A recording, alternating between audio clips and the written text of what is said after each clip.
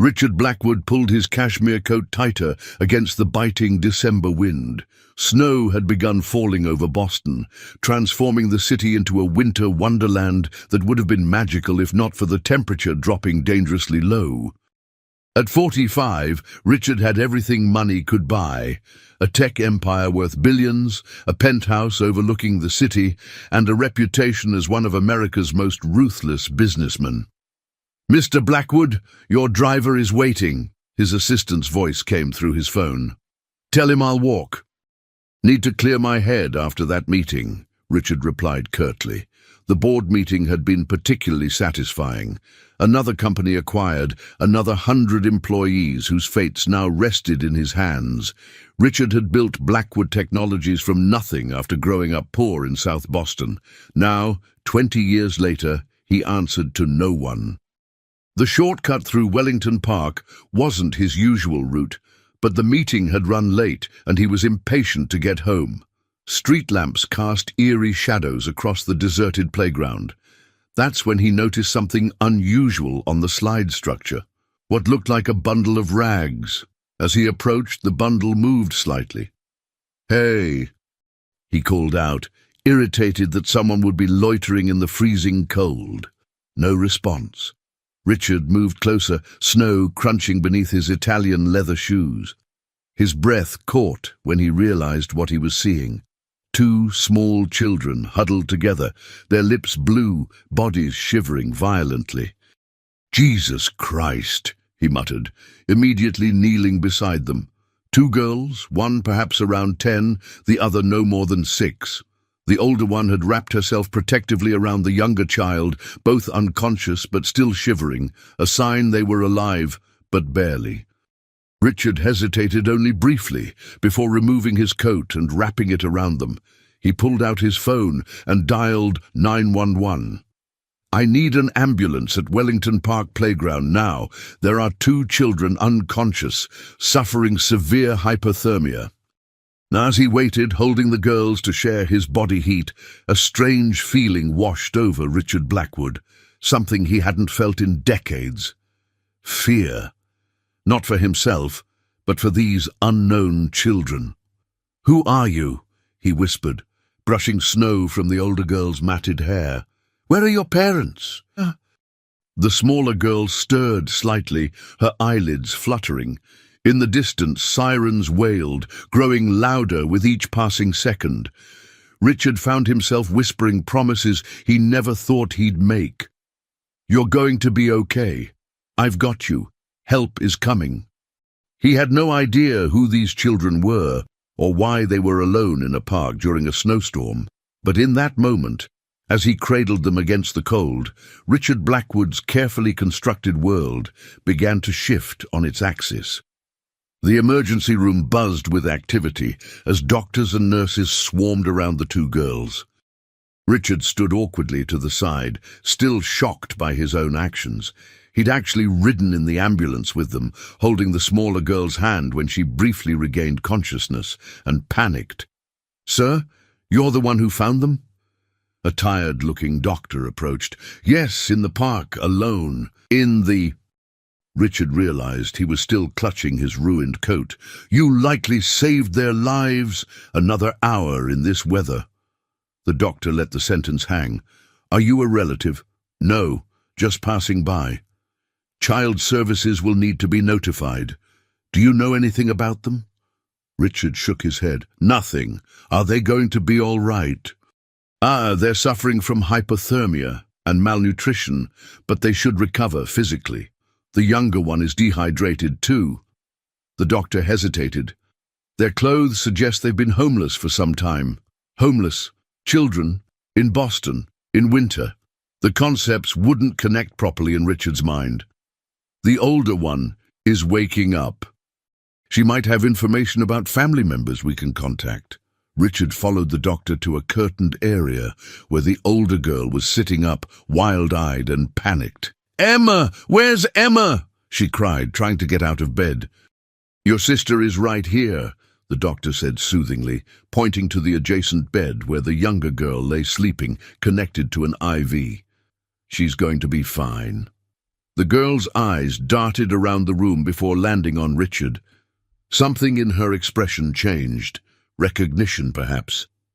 You were in the park, she said, her voice small but determined. Richard nodded. I found you and your sister. I'm Richard. I'm Lily, that's Emma. Her voice carried surprising strength for someone so young and fragile-looking. Thank you for helping us, but we need to go now. You can't leave, Richard said, surprised by her determination. You nearly froze to death. Lily's eyes filled with tears. We can't stay. They'll separate us. I promised Mom we'd stay together always. Richard felt something twist inside him. Your mother. Where is she? Heaven, the little girl whispered. Since August. We were okay at first, staying in her friend's apartment, but then they found out Mom died and said we couldn't stay anymore. The foster home tried to send Emma to a different family, so we ran. The doctor exchanged a glance with Richard. I need to call social services. They'll find a good placement for both of you. No.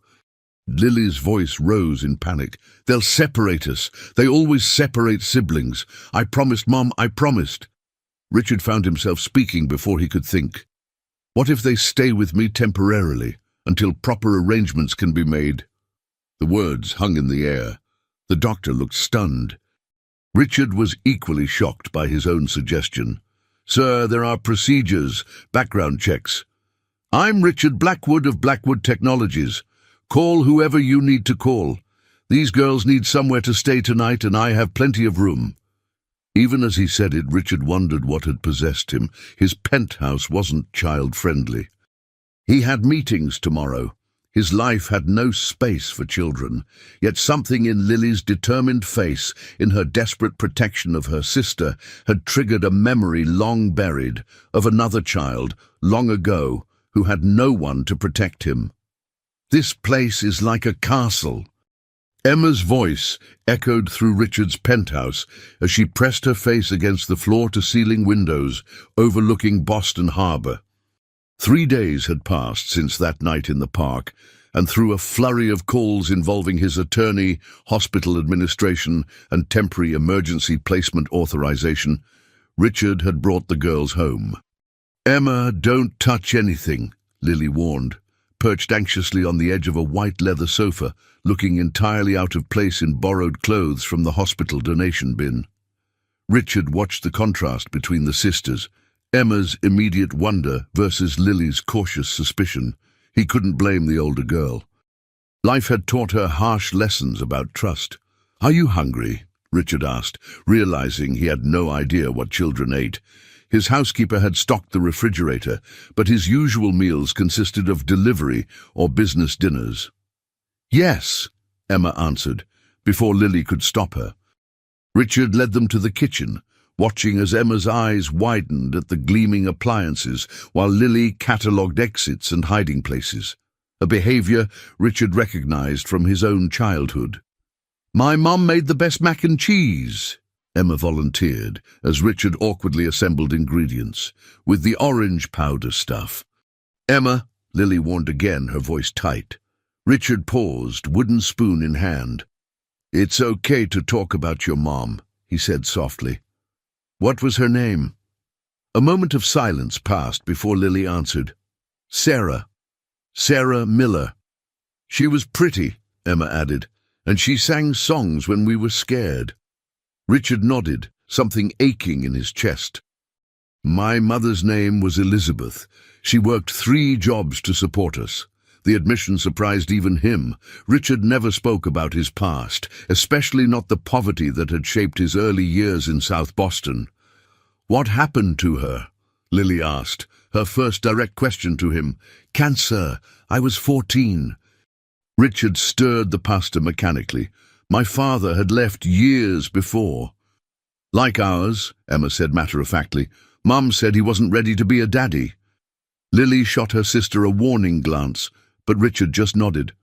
Some people aren't.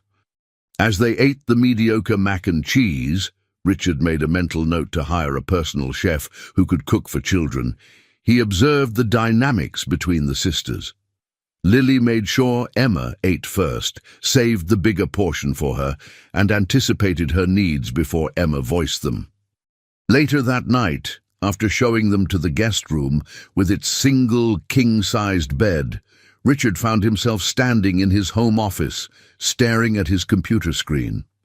He'd been researching foster care statistics for Massachusetts. What he found disturbed him deeply. Only 40% of siblings were placed together. The average child experienced 3 different placements. Outcomes for separated siblings were measurably worse.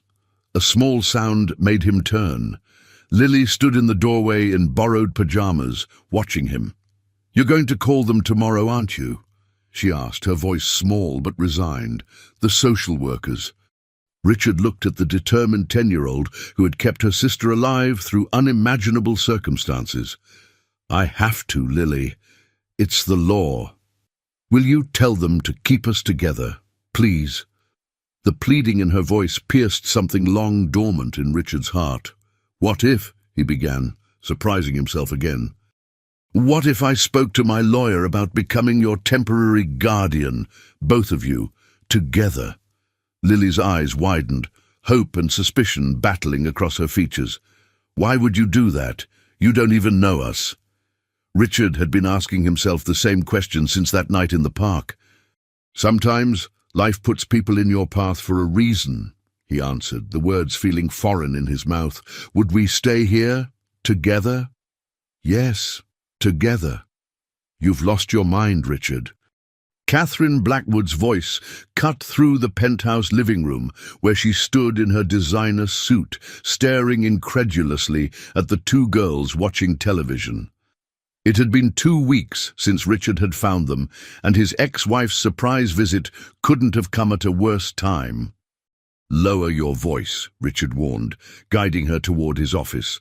"They've been through enough. Since when do you care about children?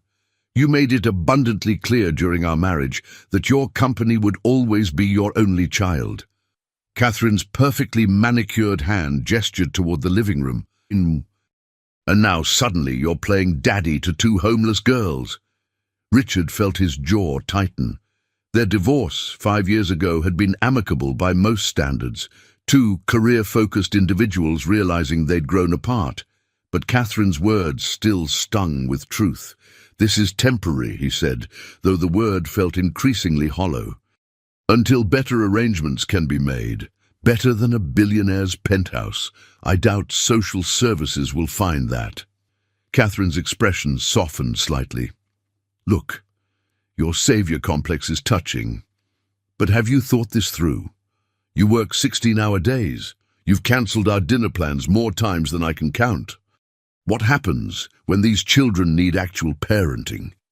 Before Richard could answer, Lily appeared in the doorway, her young face set in a mask of dignified hurt. "We're not charity," she said quietly, "and we're not stupid. We can hear you."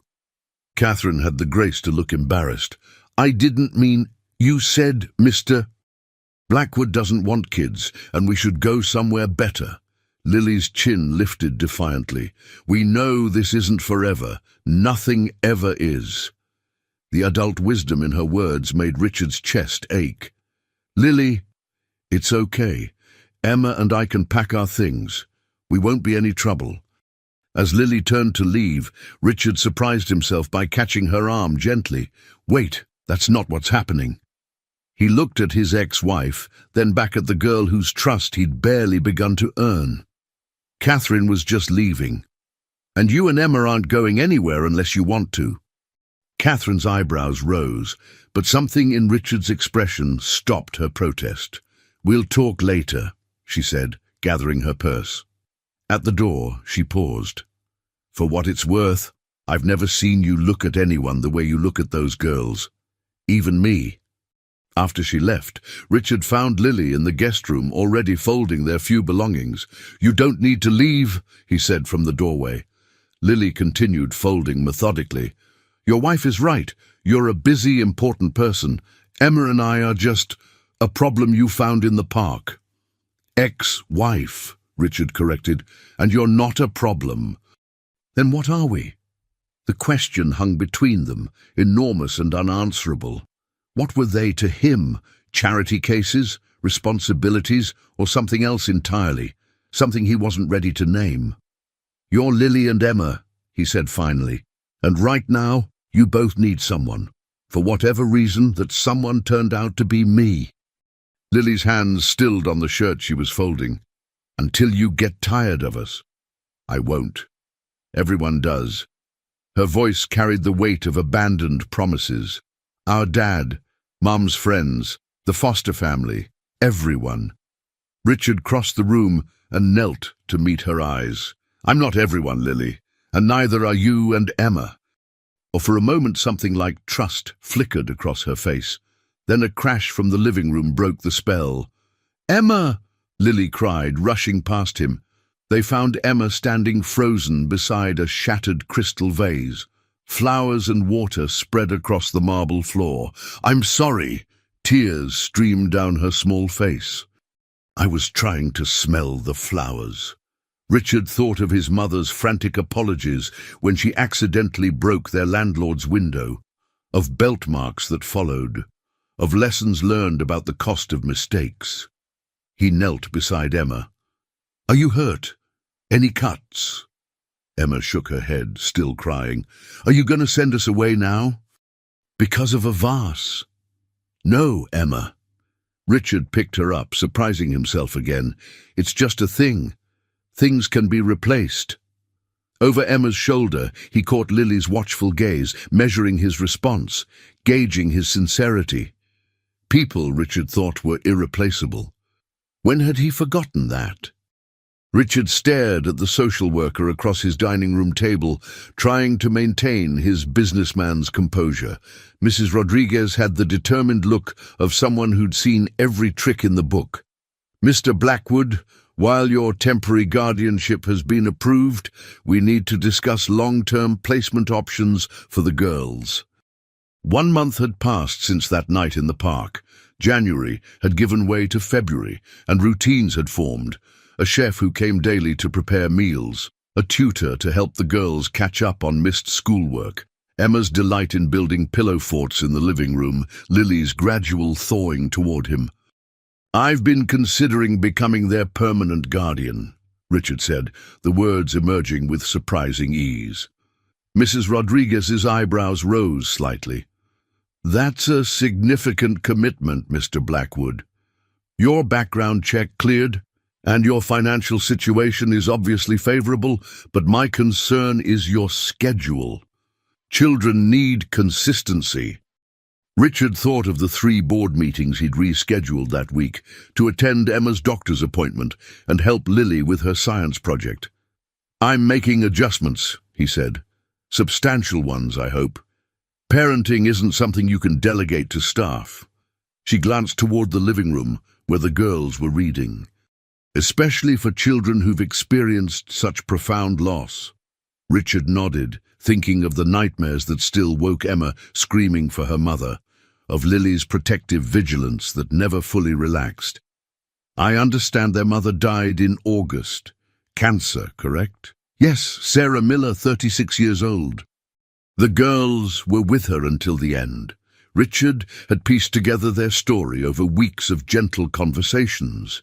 They stayed with her friend afterward until November, when they were reported to social services and placed in emergency foster care, where they ran away because they feared separation, Mrs. Rodriguez finished. "Mr. Blackwood, I need to be direct. What is your interest in these particular children? Why not simply donate to foster care organizations if you want to help children in need?" The question hit a nerve Richard didn't know he had. "Because I found them," he said simply. "Not statistics, not causes, them." Their conversation was interrupted by Michael, Richard's assistant, rushing into the apartment looking harried. "Sir, I apologize for the interruption, but there's an emergency at the Seattle office.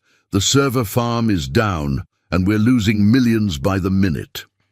Michael lowered his voice. "The board is asking for you personally." Richard felt the familiar pull of business crisis, the adrenaline, the challenge, the clear metrics of success and failure. This was his world.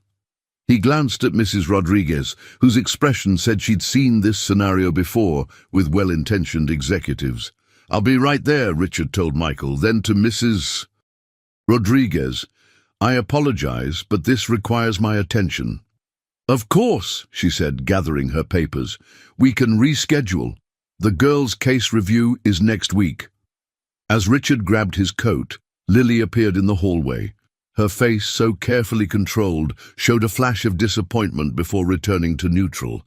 "You're leaving," she stated. "Not a question. Emergency at work. I'll be back tonight," Richard promised. Lily nodded, her eyes too old for her face. "It's okay. We understand important things come first." The words hit Richard like a physical blow. Important things. In that moment, standing in his hallway with his assistant urgently checking his watch, Richard Blackwood, who had built an empire through ruthless prioritization, realized he no longer knew what the important things were. "Michael," he said slowly, "call Patterson. Tell him to handle it." "Patterson." "But the board specifically asked." "Patterson is CTO for a reason. This is his job." Richard removed his coat. "Mine is here right now." Mrs. Rodriguez watched the exchange with newfound interest. Lily's expression shifted subtly, not quite trust, but something close to hope. "Emergency meeting adjourned," Richard told Michael firmly. "We'll reconvene here at home after the school day tomorrow." For the first time since Richard had known him, Michael smiled genuinely. "Yes, sir." The headstone was simple grey granite. Sarah Elizabeth Miller, 1988-2024, beloved mother. And it stood in a quiet corner of Mount Auburn Cemetery, surrounded by fresh snow that sparkled in the late February sunlight. "We couldn't come for a long time," Lily explained, as she carefully arranged flowers against the stone. "First, because we were hiding, then because we didn't know how to get here from your house." Richard stood slightly apart, giving the girls space as they knelt before their mother's grave. The cemetery caretaker had pointed them to the plot, one of the less expensive ones, in an area without many visitors. "Mom loved daisies," Emma said, touching the petals with mittened fingers. "She said they were happy flowers." 2 months had passed since Richard found them in the park. 2 months of paperwork, social worker visits, meetings with his lawyer, and moments of connection that had changed him in ways he was only beginning to understand. He'd learned that Emma loved stories about dragons, that Lily had her mother's talent for drawing, that both girls approached joy tentatively, as if expecting it to be snatched away. "Mr. Richard?" Emma called. "Will you come say hi to our mom?"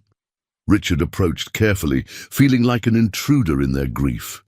He knelt beside Emma in the snow, his designer pants soaking through immediately.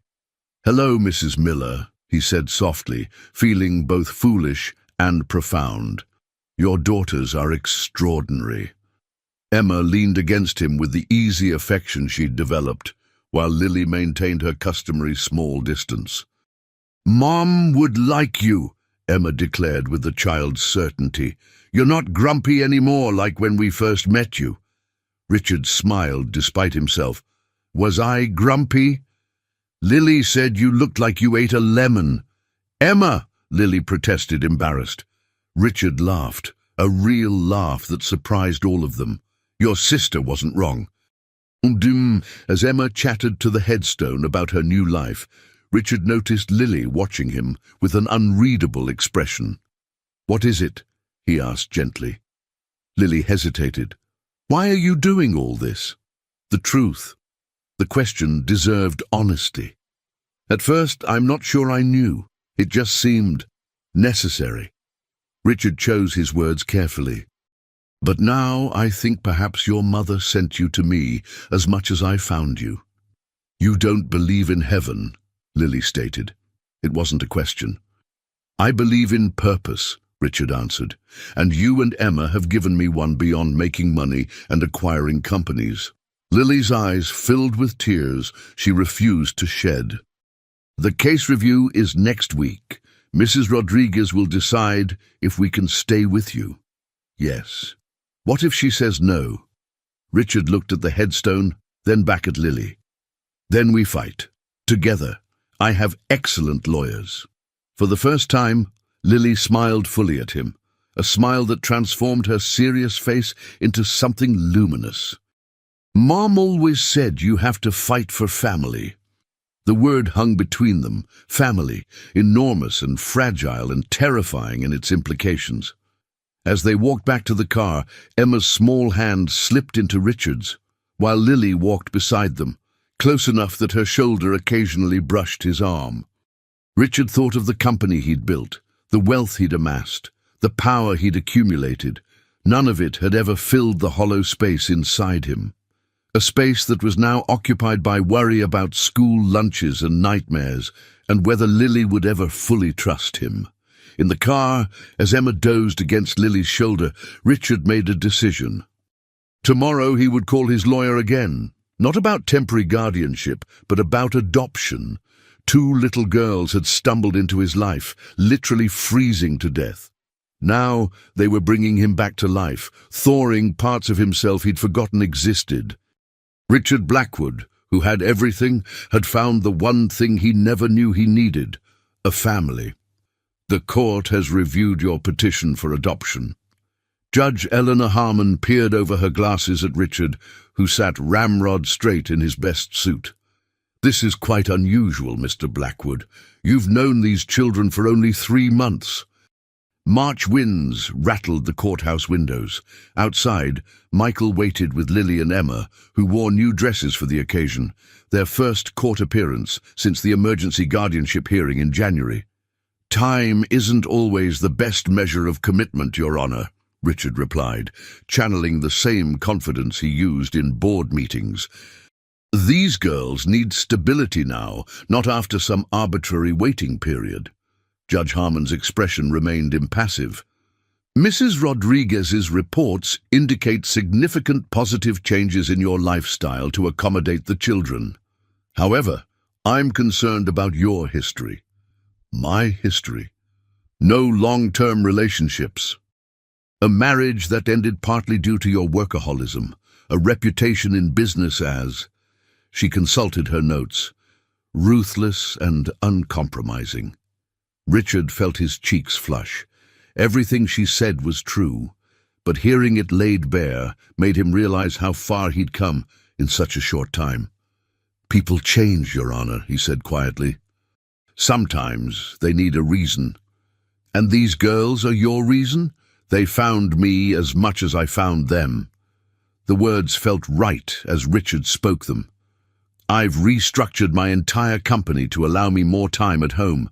I've stepped back from daily operations. For the first time in 20 years, I'm delegating critical decisions. Judge Harmon raised an eyebrow. Impressive, but children aren't business projects, Mr. Blackwood. What happens when they hit difficult teenage years, when parenting becomes truly challenging? Richard thought carefully before answering. When I built my company, everyone said it would fail, that I wasn't ready, that I should start smaller. He leaned forward. I didn't listen then, and I'm not listening now. Some commitments you make with your whole heart, knowing failure isn't an option. The judge studied him for a long moment. I'd like to speak with the children. Minutes later, Lily and Emma sat before the judge, hands clasped tightly together. Richard stood against the wall, heart hammering. Girls, do you understand what adoption means? Judge Harmon asked gently. Emma nodded enthusiastically. Mr. Richard will be our dad forever and ever, and we'll stay together. Lily's answer was more measured. It means legally he'll be responsible for us. He'll make decisions about our lives like a parent. And how do you feel about that? Emma bounced in her seat. Happy. Mr. Richard makes chocolate chip pancakes on Saturdays, and he never gets mad when I have bad dreams. The judge smiled, then turned to Lily. And you? Lily hesitated, glancing at Richard. I think my mom would be glad we found someone who keeps his promises. Something in her words made Richard's throat tighten. And what promises has Mr. Blackwood made to you? The judge pressed. That we'll stay together, Lily said immediately. That he'll always be honest with us, that we don't have to be perfect. Her voice dropped. That we're safe. Judge Harmon nodded thoughtfully. Mr. Blackwood, the girls will wait outside while we finish our discussion. After they left, the judge removed her glasses. You understand the commitment you're making? These aren't temporary wards of the state anymore. This is forever. I do. And you're prepared for how this will change your life, your business, your social circle? Richard thought of the board members who'd questioned his new priorities, of business associates who'd stopped calling when he declined evening meetings, of Catherine's surprise when he'd explained his decision to adopt. My life has already changed, Your Honor. This just makes it official. Judge Harmon studied him one last time, then smiled. Very well, Mr. Blackwood. I'm approving your petition for adoption, pending the standard 6-month supervisory period. She stamped the papers before her. Congratulations. It appears you found yourself a family. Outside the courtroom, Richard knelt before the girls.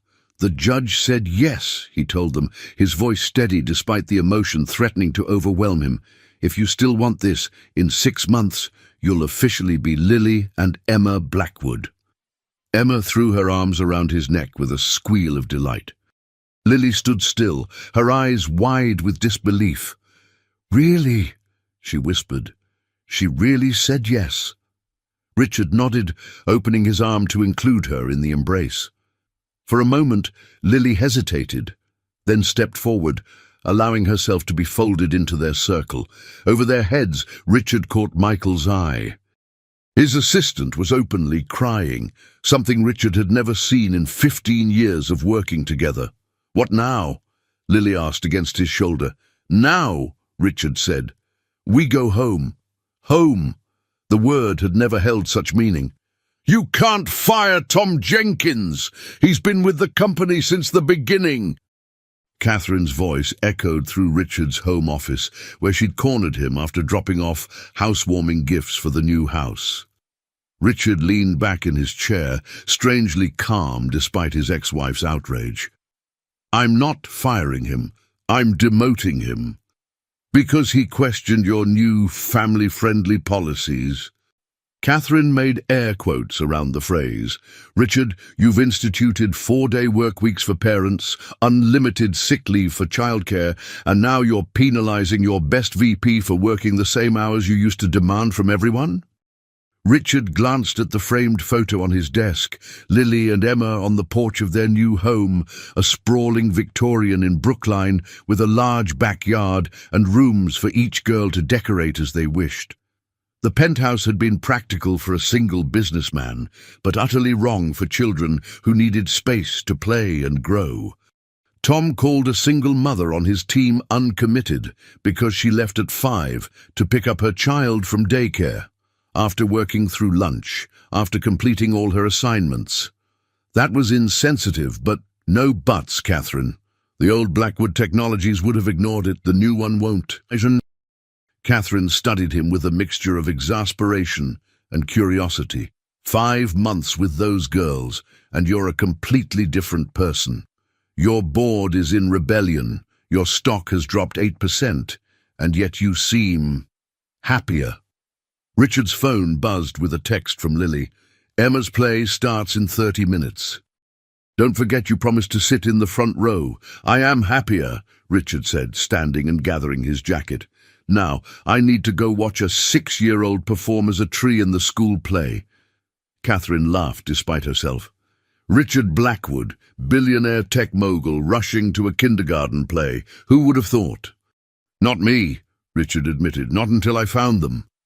40 minutes later, Richard sat in a too-small chair in the elementary school auditorium, watching Emma sway enthusiastically as an oak tree while reciting her one line with gusto.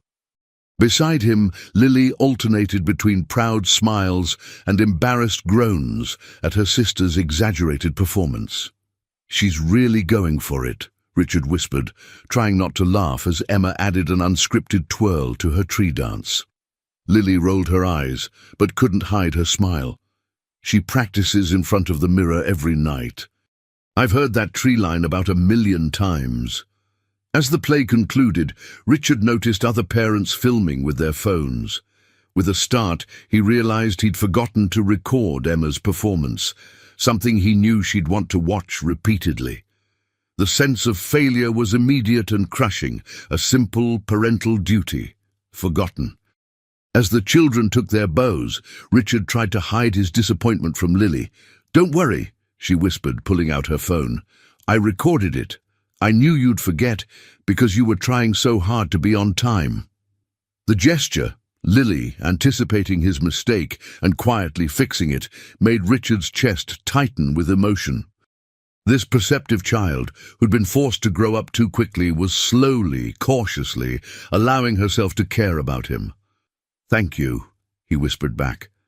Later, as they walked to the car with Emma still in her tree costume, "Just 5 more minutes, please." Richard's phone rang with his executive ringtone, the one reserved for true emergencies. "Mr. Blackwood, I apologize for disturbing you," his CFO said, "but Jenkins has threatened to take half the engineering team to Nexus Technologies if we implement the demotion. The board is calling an emergency session." Richard watched Emma twirling on the sidewalk, Lily holding her hand to keep her from spinning into traffic. "Tell the board I'll call in remotely in 1 hour." "Sir, they're waiting now. Jenkins has Nexus on standby with offer letters." 1 hour, Richard repeated firmly. "My daughters need dinner first." He hung up before his CFO could protest further. 3 months ago, he would have immediately left for the office, cancelling any personal plans without hesitation. Now, the decision felt simple. Emma's moment of triumph deserved celebration before he dealt with corporate politics. At the restaurant, as Emma recounted her performance between bites of spaghetti, Richard's phone buzzed continuously.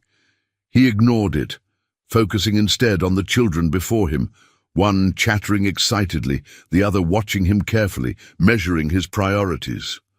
"Is that important?" Lily finally asked, nodding toward his vibrating phone. "You can take it. We understand." There was no accusation in her voice, just the resignation of a child accustomed to coming second. "It can wait," Richard said, turning the phone face down. "This is our time." Something shifted in Lily's expression, a loosening of a guard she'd maintained, despite all the progress they'd made. For the first time, Richard felt he might be worthy of the responsibility he'd taken on. Later that night, after handling the Jenkins crisis, which resulted in accepting his resignation and watching 5 engineers follow him out, Richard checked on the girls before bed. Emma was already asleep, clutching the stuffed dragon he'd bought her after her first nightmare in his home. Lily sat on her window seat, sketchbook in hand, drawing the Boston skyline visible from their new house. "You didn't have to stay at dinner," she said without looking up. "I could have taken Emma home." "I wanted to stay," Richard replied, sitting across from her. Lily's pencil paused. "Even though it made your work problem worse." "Some things are worth the cost." Richard studied her serious profile, so adult in its composition. "You and Emma are worth any cost." Lily finally turned to him, her expression vulnerable in a way he rarely saw. "What if you change your mind?" The question revealed the fear she still carried, that this home, like others before it, might prove temporary. "Lily," Richard said gently, "do you know why I built my company?" She shook her head. "Because I grew up with nothing. Because I promised myself I'd never be powerless again." He touched the corner of her sketchbook. "Some promises shape your whole life. My promise to you and Emma, that we're a family now. That's my new shaping promise." Lily considered this, then offered him her sketchbook. The drawing wasn't of the Boston skyline as he'd thought, but of 3 figures standing before a house, a tall man and 2 girls, holding hands. Underneath, she'd written one word: home. "Dad! Dad, wake up!" Emma's urgent voice penetrated Richard's exhausted sleep. He'd been up until 3 a.m. finalizing the merger that would secure Blackwood Technology's future despite the recent upheavals. "What's wrong?" he mumbled, squinting at the clock. 6:17 a.m. "Lily's really sick. She's throwing up and she's all hot." Richard was instantly alert, following Emma to the girls' bathroom where he found Lily hunched over the toilet, her face alarmingly pale except for feverish spots of color on her cheeks. "I'm fine," Lily insisted weakly. "Just a stomach bug." Richard pressed his hand to her forehead, alarmed by the heat radiating from her skin. "This isn't just a bug. You're burning up." Within minutes, he had carried Lily to the car, instructed Emma to bring a bucket, and was speeding toward Massachusetts General Hospital, making calls on his Bluetooth. "Michael, I need to cancel everything today. Lily's sick." He glanced in the rearview mirror where Emma sat beside her sister, unusually quiet. "And find Dr. Winters. Tell her we're coming in." "She's going to be okay," Emma whispered as they waited in the emergency room. "Right, Dad?" The word still caught Richard by surprise sometimes, Dad, but Emma had adopted it naturally about a month after moving into the new house. Lily still called him Richard, but with an inflection that carried its own kind of acceptance. "Of course she will," Richard assured Emma, hoping his voice conveyed more confidence than he felt. "Dr.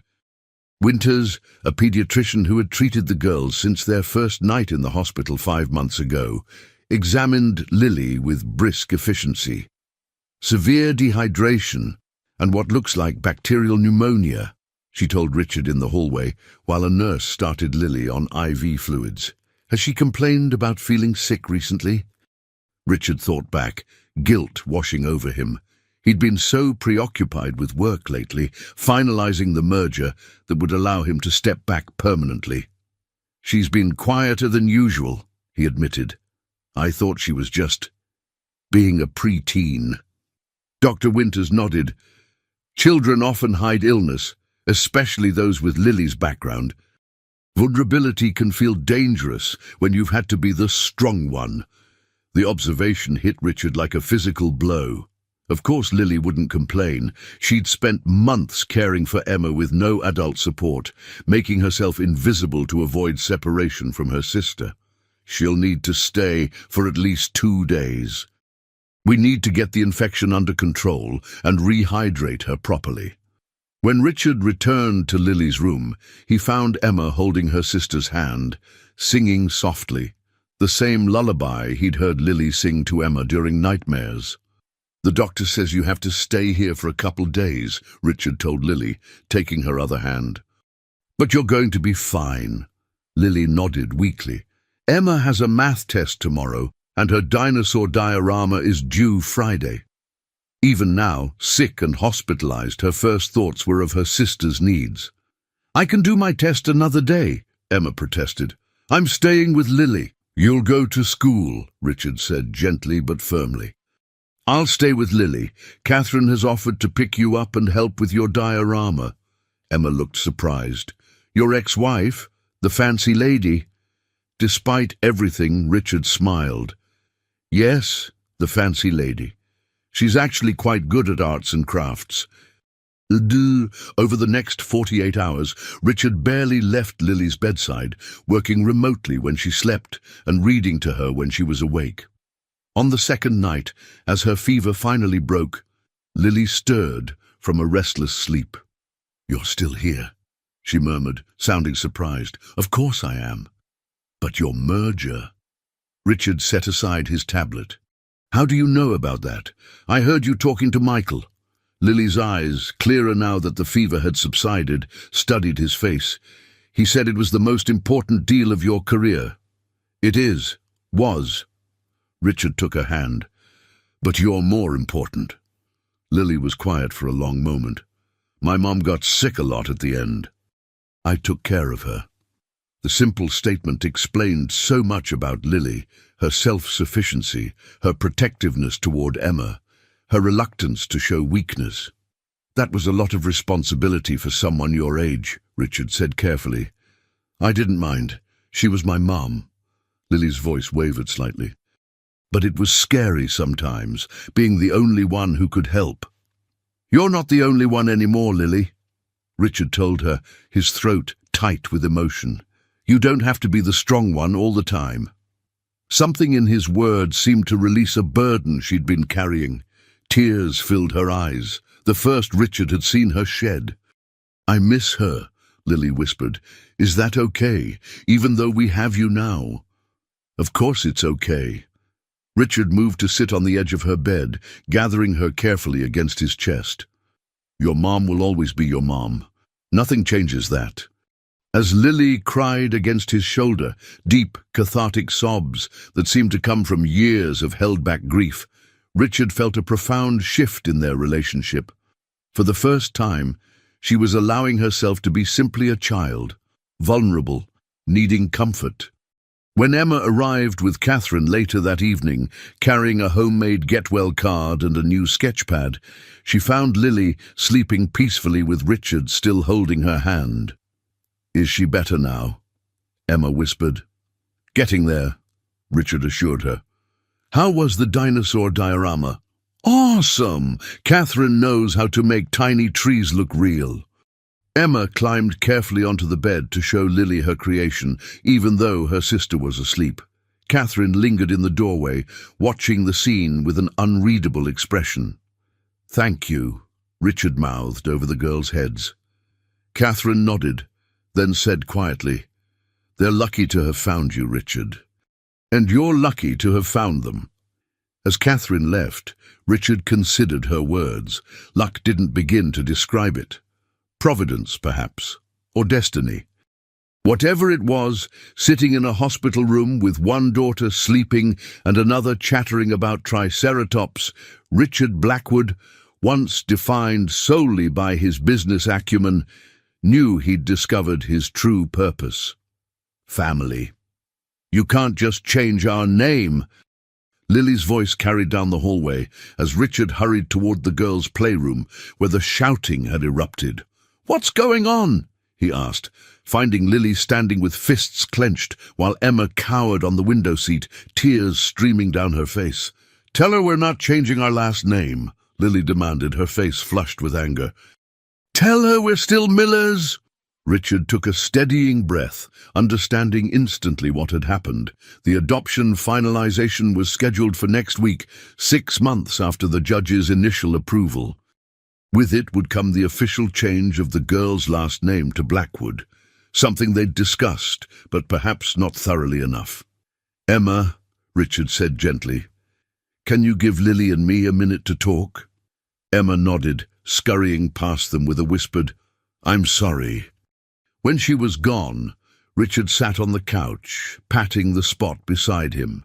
Lily remained standing, arms crossed defensively. "Talk to me," he said simply. "Emma was practicing writing Emma Blackwood instead of Emma Miller," Lily explained, her voice tight with emotion. "But that's not her name. Our name is Miller, like Mom." "I see," Richard said, beginning to understand the depth of the issue. "You feel like changing your name means losing a connection to your mother." "Wouldn't you?" Lily challenged. "If someone tried to take away your mom's name?" The question hit Richard hard. His mother's maiden name, Callahan, had been his middle name since birth, a connection to his Irish heritage and to the woman who had sacrificed everything for him. "You're right," he acknowledged. "Names are important. They're part of our identity, our history." Some of the tension left Lily's shoulders at his validation. "The adoption paperwork includes a name change," Richard continued carefully, "but we can modify it. You and Emma can keep Miller as your middle names." "It's not the same," Lily insisted, but with less heat. Richard considered her words. "No, it's not. But nothing about our situation is conventional, is it? We're creating something new together. A family that honors where you came from while embracing where you're going." Lily sank onto the couch beside him, suddenly looking exhausted. "I'm afraid I'll forget her," she admitted in a small voice. "Emma already has trouble remembering what Mom looked like without the photos." What if someday I can't remember either? The fear, so honest and heartbreaking, made Richard reach for her hand.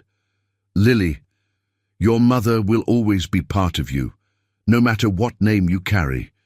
She shaped who you are, how you love Emma, your strength, your talent for art. He squeezed her fingers gently. But I understand why this feels like a loss. They sat in silence for a moment before Richard had an idea. What if we did something to honor your mom as part of the adoption, something that ensures she's never forgotten? Lily looked up, cautiously interested. Like what? What about a scholarship in her name? The Sarah Miller Foundation could help other children who've lost parents. We could fund it together, and you and Emma could help decide how it works. A small spark lit in Lily's eyes. Really? Really. And we could have a special place in our home, a memory corner with photos and things that remind you of her. Richard paused. Your mother gave me the greatest gift possible by raising two incredible daughters. The least I can do is make sure her memory lives on with the respect it deserves. Lily was quiet for a long moment, processing his words. Then she asked, "What was your mum's full name?" "Elizabeth Callahan Blackwood," Richard answered, surprised by the question. "She died when you were 14, Lily recalled from their earlier conversations. "Do you still miss her?" "Every day," Richard admitted, "especially now that I have you and Emma. She would have loved being your grandmother." Lily nodded slowly, as if coming to a decision. "I think," she began carefully, "I think maybe Emma and I could be Lily Sarah Miller Blackwood and Emma Grace Miller Blackwood. So we keep Mum's name, but add yours too." The suggestion, so thoughtful and mature, made Richard's heart swell with pride and love for this remarkable child. "I think that sounds perfect," he said. Later that evening, after Richard had explained the compromise to Emma, who enthusiastically approved and immediately began practicing her new, longer signature, he found Lily in her room, going through a small box of her mother's belongings that had been recovered from their former apartment. "Can I join you?" he asked from the doorway. Lily nodded, making space on her bed where various items were spread out. A worn paperback novel, a silver locket, a few ticket stubs from movies. "This was Mum's favorite book," Lily explained, holding up the paperback. "She used to read it every year on her birthday." Richard took the book gently. Pride and Prejudice by Jane Austen, its spine cracked from numerous readings. She had excellent taste in literature. She wanted to go to college to study English, but then she had me. Lily traced the book's cover with her finger. "She always said I was worth more than any degree." "She was right," Richard said softly. "And you know what? The Sarah Miller Foundation could include a scholarship specifically for parents who had to delay their education. What do you think?" Lily's eyes widened. "That would be. Mum would have loved that." As they continued sorting through Sarah Miller's belongings, Richard realized they were doing more than preserving memories. They were building a bridge between past and future, honoring what had been while creating what would be. The adoption hearing was scheduled for exactly 1 week later, October 12th, which would have been Sarah Miller's 37th birthday. The date hadn't been planned that way, but when Lily realized the coincidence, she declared it a sign that her mother approved. In the judge's chambers, with Mrs. Rodriguez and Catherine present as witnesses, Judge Harmon reviewed the final adoption papers. "I see you've made a change to the children's legal names," she noted. "Yes, Your Honor," Richard confirmed. "We wanted to honor their mother's memory while embracing our new family identity." The judge nodded approvingly. "Lily and Emma Miller Blackwood, very fitting." She turned to the girls. "And you're both happy with this arrangement?" Emma nodded enthusiastically. Lily, more reserved but equally certain, said, "Yes, Your Honor. We're keeping our past and adding our future." Judge Harmon smiled. That's a very wise way to look at it. She signed the final document with a flourish. By the power vested in me by the Commonwealth of Massachusetts, I hereby declare you a legal family. Congratulations to all of you. As they left the courthouse, Lily surprised Richard by taking his hand, a gesture she rarely initiated. "Thank you," she said simply. "For what?" "For finding us that night. For not giving up when I was difficult. For understanding about Mom." She looked up at him with clear eyes.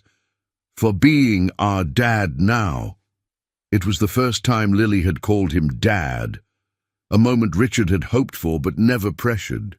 The simple word contained multitudes: acceptance, trust, love. Later that day, as they celebrated with a small party at home, Catherine, Michael, Mrs. Rodriguez, and Dr. Winters in attendance, Richard watched his daughters, officially and forever, cutting the cake Catherine had brought. "You've changed," Catherine observed, standing beside him. The old Richard Blackwood would never have compromised on something as significant as his family name. Richard smiled, watching Lily carefully help Emma cut a straight slice. The old Richard Blackwood didn't understand what was truly significant. "Dad, are you awake?" Lily's voice came softly through Richard's bedroom door, followed by a gentle knock. Richard glanced at the clock, 2:17 a.m., and immediately sat up, concerned. In the year since the adoption had been finalized, Lily had never sought him out during the night. That had always been Emma's domain, with her nightmares and monsters under the bed. "Come in," he called, switching on his bedside lamp. Lily entered hesitantly, wearing pajamas decorated with constellations, a birthday gift from Catherine, who had unexpectedly become a devoted aunt to the girls. "What's wrong?" Richard asked, noticing her troubled expression. "I had a dream about Mom," Lily said, perching on the edge of his bed. "It wasn't sad exactly, but when I woke up I couldn't remember what her laugh sounded like." The admission clearly pained her deeply. At 11, almost 12 now, Lily had become more open about her feelings, but still measured her vulnerability carefully. "Come here," Richard said, patting the space beside him. When she settled against the headboard, he asked, "Do you want to talk about her?" Lily nodded.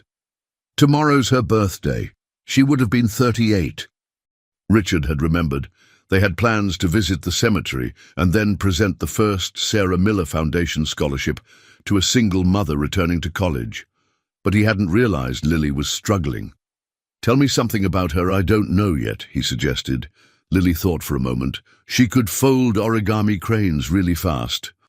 She learned from a Japanese lady at the hospital where she worked. She said folding them calmed her mind when she was worried.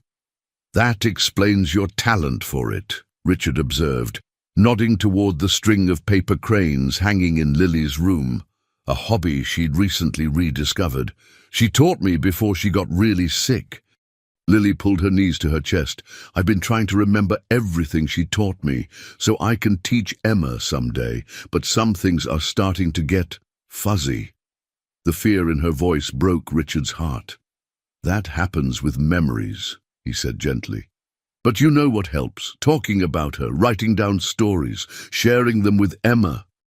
Lily nodded slowly. "What do you remember about your mom, after all this time?"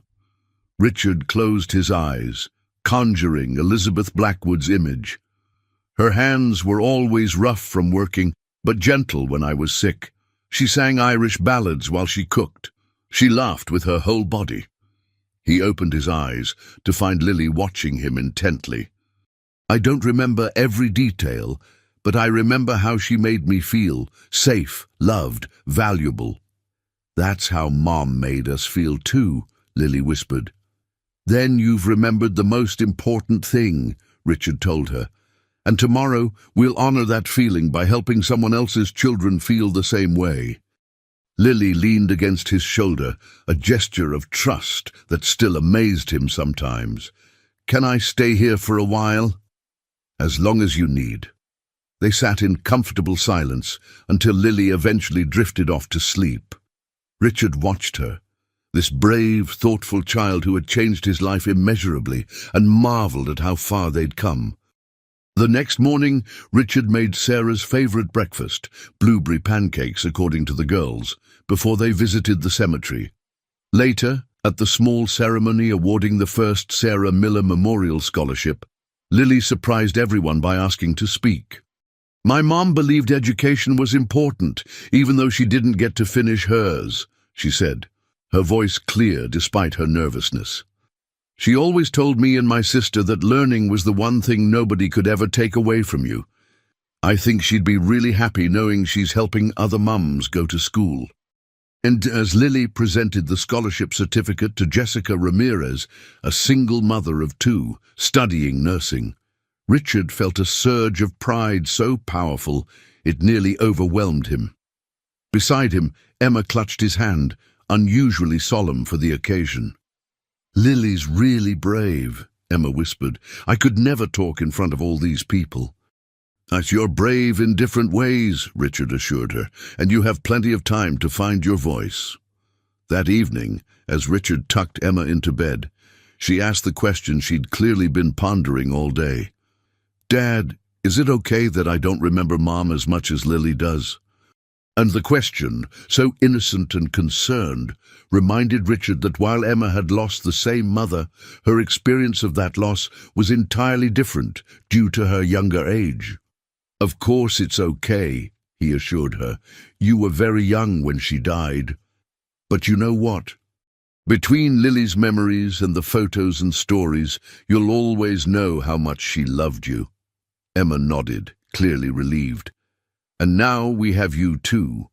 So I have a mom in heaven and a dad here." "That's right. And we're all family together." After Emma fell asleep, Richard found Lily in the family room, organizing photos for a memory book, another project to preserve Sarah's legacy. "Today went well," he said, sitting beside her. Lily nodded, focused on arranging pictures chronologically. "Mrs. Ramirez reminded me of Mom. Determined, you know. Mom always said we had to be determined." "She raised a very determined daughter," Richard observed with a smile. "2 of them, actually." Lily looked up from her project. "Do you think she'd be okay with how things turned out, with you adopting us?" It was a question Lily had never directly asked before, though Richard had sensed it lingering unspoken many times.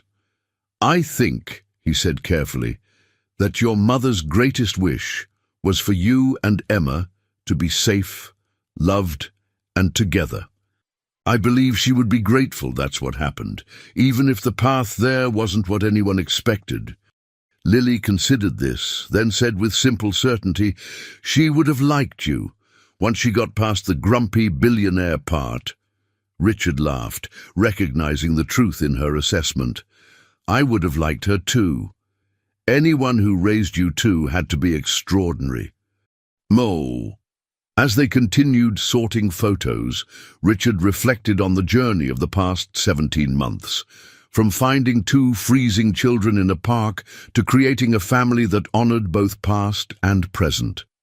There had been boardroom battles, adjustments to parenting, school challenges, and moments of doubt, but never once had he regretted the decision made on that snowy night.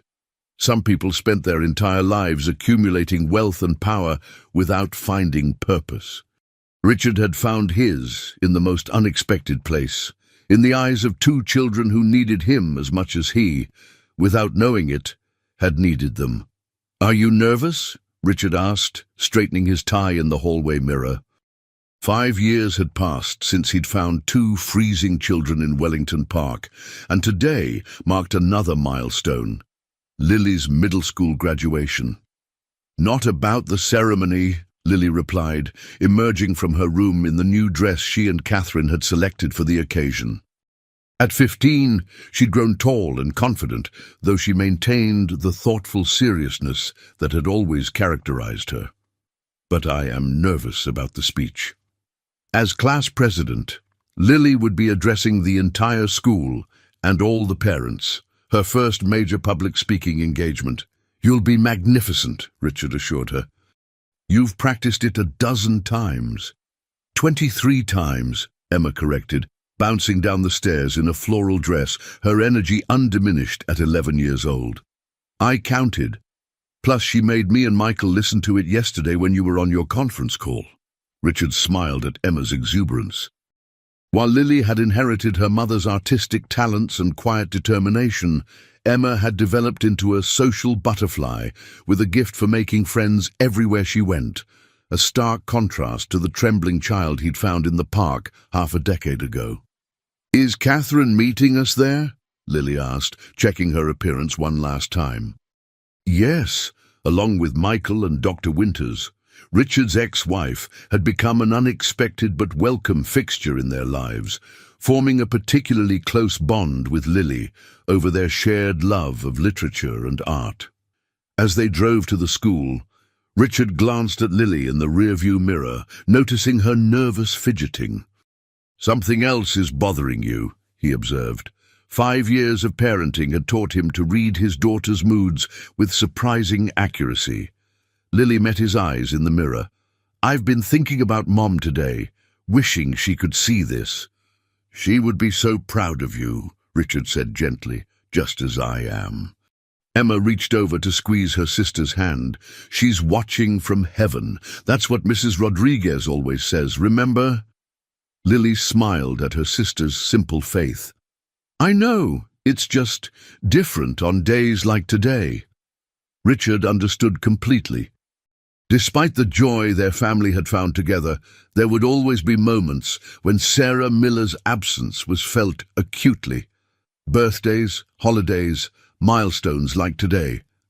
"I have something for you," he said as they parked at the school. "I was going to wait until after the ceremony, but perhaps now is better." Now, from his jacket pocket, Richard withdrew a small box and handed it to Lily. Inside was a silver locket, not Sarah's original, which Lily kept safely at home, but a new one designed to complement it. "Open it," he encouraged. Lily did, gasping softly at what she found. A tiny, perfect photograph of Sarah on one side, and a family photo of the three of them on the other. "This way," Richard explained. "You can carry both parts of your heart with you today." Tears welled in Lily's eyes as she fastened the locket around her neck. "Thank you," she whispered, reaching forward to squeeze his shoulder, a gesture that conveyed more than words could express. The graduation ceremony was everything a proud parent could hope for. Lily delivered her speech flawlessly, speaking about transitions and carrying the past forward into the future. When she acknowledged my mother Sarah, who taught me courage, and my father Richard, who taught me second chances, there wasn't a dry eye in the auditorium. Later, at the celebration dinner Richard had arranged at Lily's favorite restaurant, Catherine raised her glass in a toast. To Lily, whose eloquence and poise today would make any parent proud, and to Richard, who found his true calling that night in the park. As glasses clinked and congratulations flowed, Richard found himself momentarily overwhelmed by the journey they'd taken, from ruthless businessman to devoted father. From solitary success to meaningful family, from empty achievement to purposeful life. After dinner, as they walked along the harbour front, Emma ran ahead with Catherine to get ice cream, leaving Richard and Lily walking side by side in comfortable silence. "Dad," Lily said finally, "I've been thinking about the Sarah Miller Foundation." "What about it?" The foundation had grown significantly over the years, now supporting dozens of single parents pursuing education annually. "I want to be more involved, not just at events, but in planning and decisions." Lily touched her new locket. "I'm old enough now. I want to help shape Mom's legacy."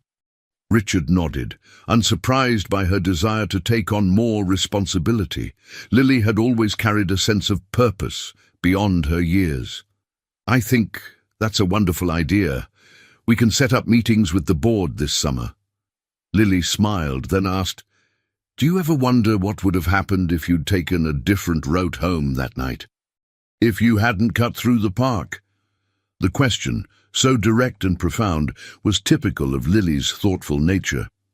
"Sometimes," Richard admitted, But then I look at you and Emma, at the family we've built, and I can't imagine any other path.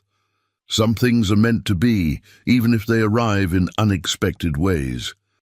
Like finding a grumpy billionaire when you're freezing to death in a park?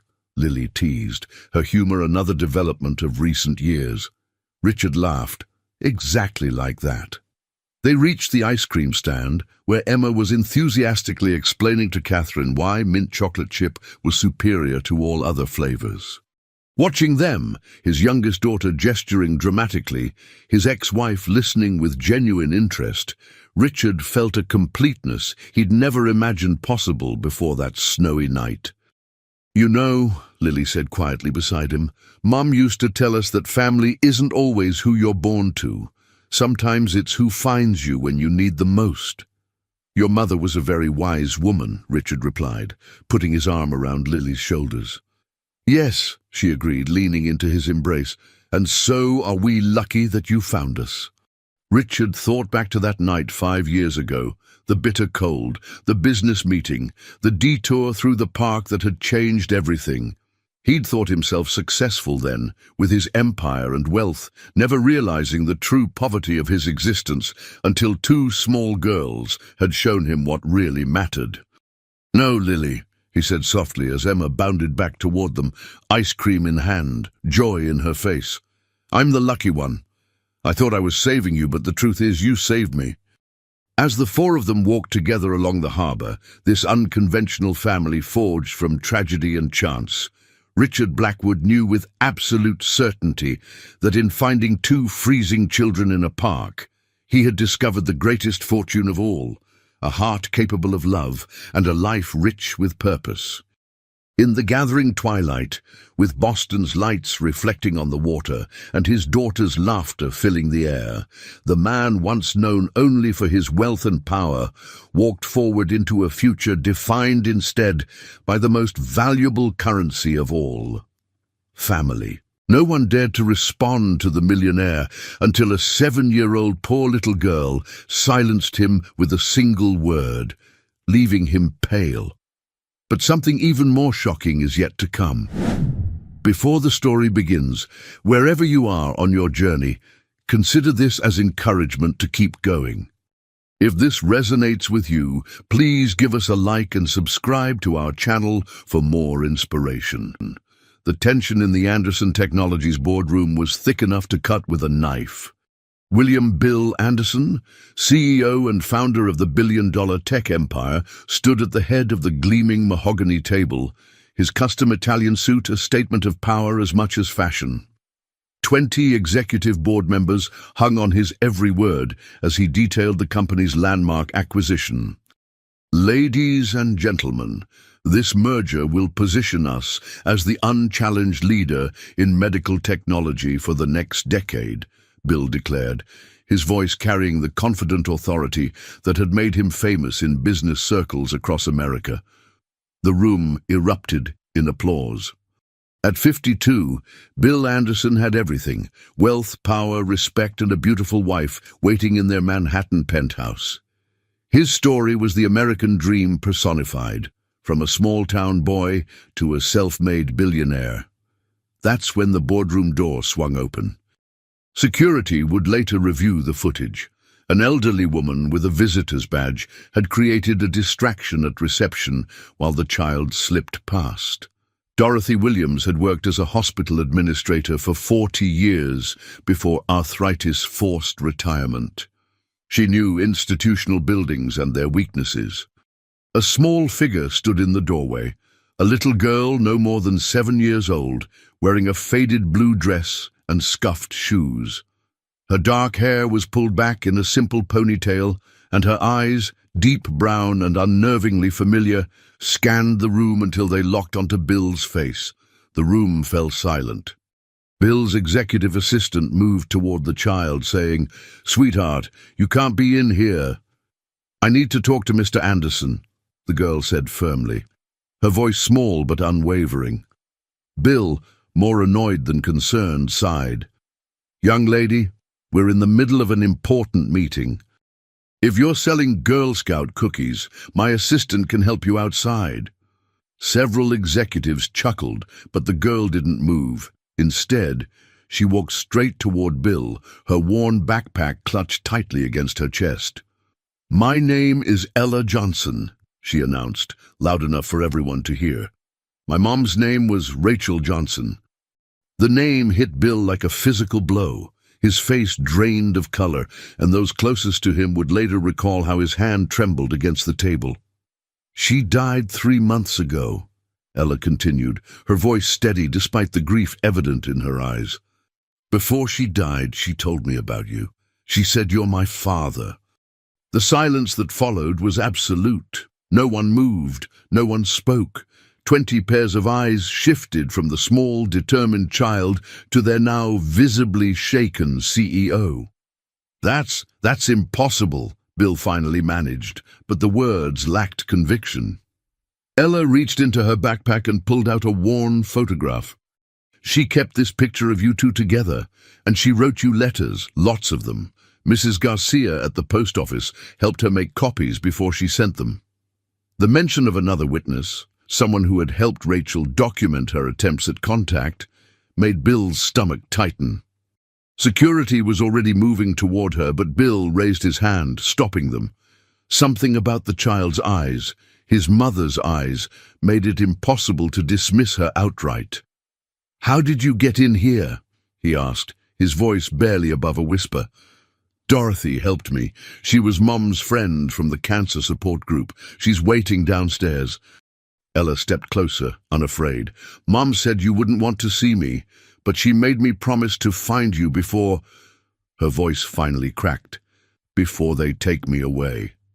"Take you away?" Bill's CFO asked, breaking the tense silence. "What does that mean?" "The lady from Child Services," Ella explained, her composure slipping momentarily. "She came yesterday. She said since Aunt Margie moved to Florida and can't take me and Dorothy's too old, I have to go to foster care on Monday. Mom said you were my last chance." The board members exchanged uncomfortable glances. Bill Anderson, the man known for his unshakable composure and quick decisions, stood frozen, staring at a ghost from his past in the form of a 7-year-old girl. "Mr. Anderson," his CFO finally ventured, "should we reschedule?" It was the photograph in the child's hand that did it. Even from where he stood, Bill could make out Rachel's smile, that same smile that had captivated him 8 years ago, before his first million, before the fame and the carefully constructed public image. "Everyone out," Bill ordered, his voice returning. "Now, please." As the room cleared, Bill found himself alone with the daughter he never knew he had, or perhaps, he realized with growing dread, the daughter he had chosen to forget. Outside the boardroom, whispers already raced through the company. Sarah Kim from legal texted her roommate, "OMG, some kid just showed up claiming to be the boss's secret daughter." Bow, and just like that, the carefully constructed wall between Bill Anderson's private past and public present began to crumble. Dorothy Williams clutched her worn leather purse on her lap, perched nervously in the imposing lobby of Anderson Technologies. At 72, she'd never imagined she'd be sitting in one of Manhattan's most prestigious buildings, surrounded by glass, steel, and people rushing by in expensive suits. But then, she'd never imagined she'd be responsible for a 7-year-old orphan either. "Mrs. Williams?" A security guard approached, his expression stern. "I need to speak with you about how you and the child gained access to this building." Dorothy squared her shoulders. "Young man, I spent 40 years as head administrator at Queen's Memorial. I've faced down doctors who thought they were God. You don't scare me." Upstairs, little Ella was facing the father who had never known her. Dorothy prayed she'd done the right thing. The social worker, Ms. Patel, had been clear. Without a blood relative willing to take custody, Ella would enter the foster system on Monday morning. 3 months earlier, Dorothy had been nothing more than Rachel Johnson's fellow cancer support group member. She'd watched Ella grow from afar, often babysitting when Rachel had chemotherapy appointments. Rachel had built a small but tight community.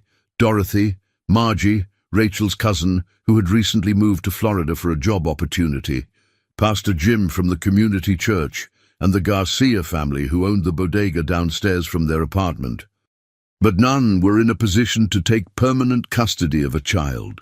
"I need to tell you something, Dorothy," Rachel had whispered one night from her hospice bed, Ella asleep in the chair beside her. "Ella's father isn't dead like I told everyone." Dorothy's arthritic fingers tightened around Rachel's hand. "Who is he, dear?" "William Anderson. The tech guy. He's on magazines sometimes."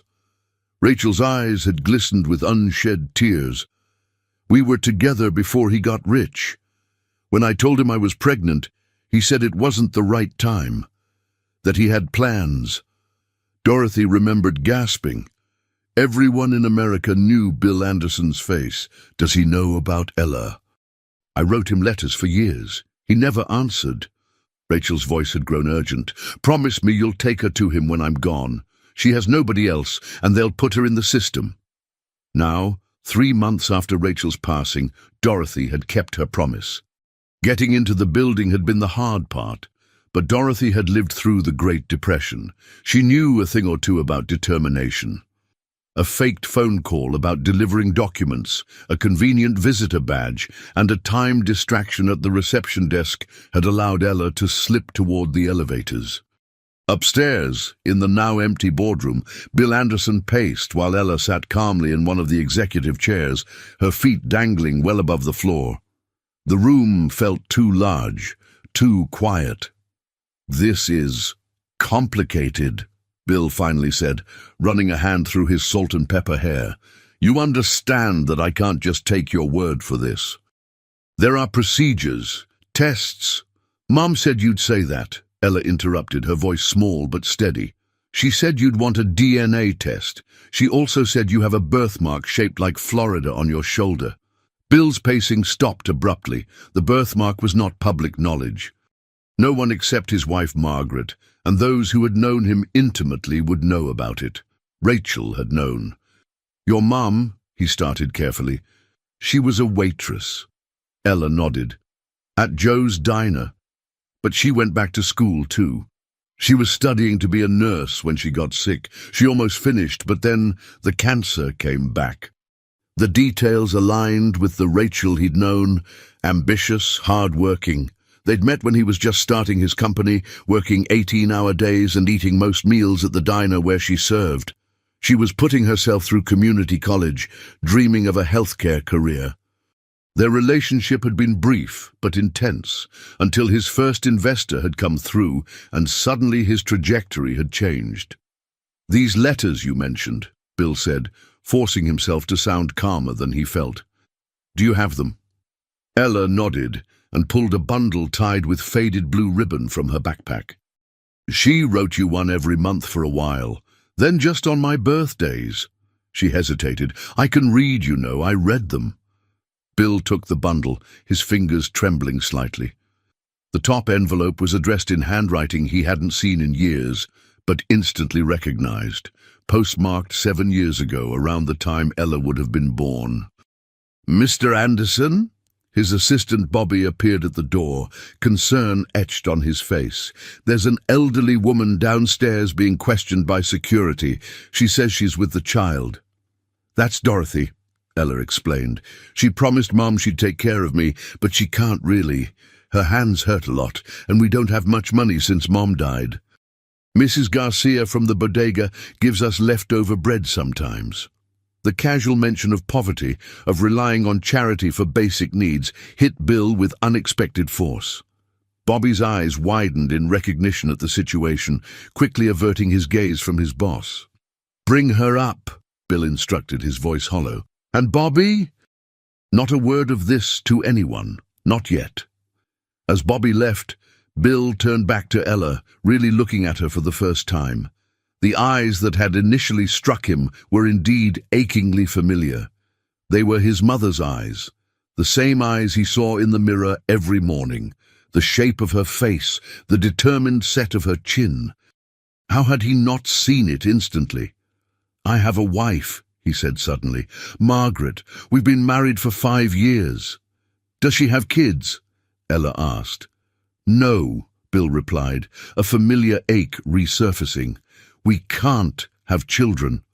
Ella considered this, then stated matter-of-factly, "Then maybe she'd like me." Before Bill could respond, the door opened again. Dorothy Williams stepped in, looking both terrified and defiant as she rushed to Ella's side. "I'm sorry to barge in like this, Mr. Anderson," she said, her voice quavering slightly, "but Rachel made me promise. Ms. Patel from Child Services has the paperwork ready for Monday morning, and we had nowhere else to turn." Margaret Anderson's charity luncheon was interrupted by a text message that made her nearly drop her champagne flute. "Need you home. Urgent. Family matter. Bill." In 15 years together, 5 as husband and wife, Bill had never left work midday, let alone summoned her home from an event.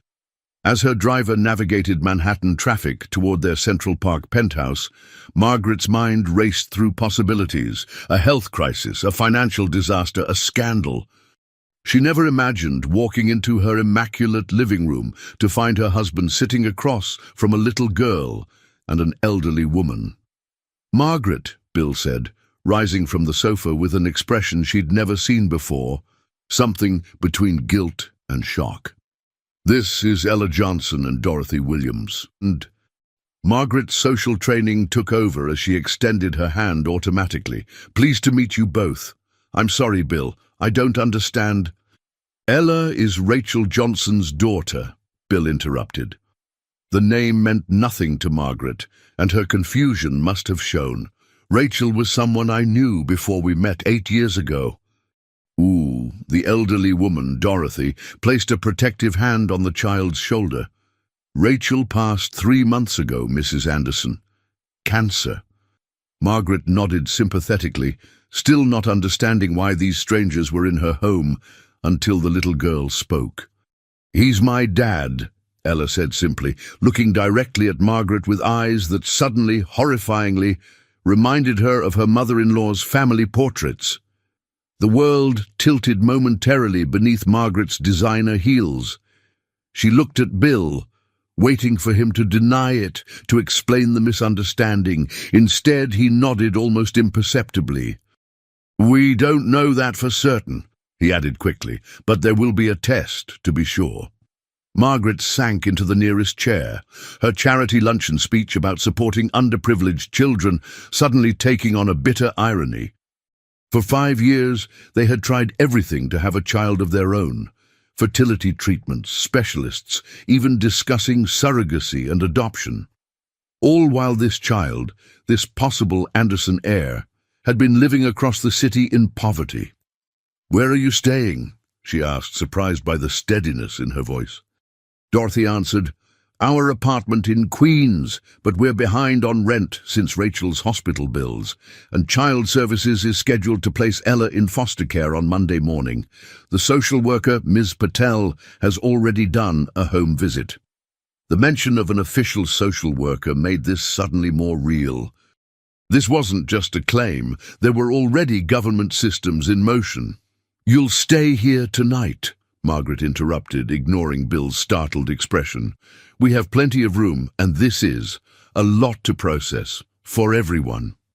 Later, after showing their unexpected guests to the guest suite, Margaret cornered Bill in their bedroom. "Tell me everything," she demanded, arms crossed. "Now." Bill poured himself a bourbon before speaking. "Rachel was a waitress at a diner I used to frequent when the company was just starting. We dated for a few months. It wasn't serious, or at least I didn't think it was." "And you never knew about the child?" Bill's hesitation told Margaret everything.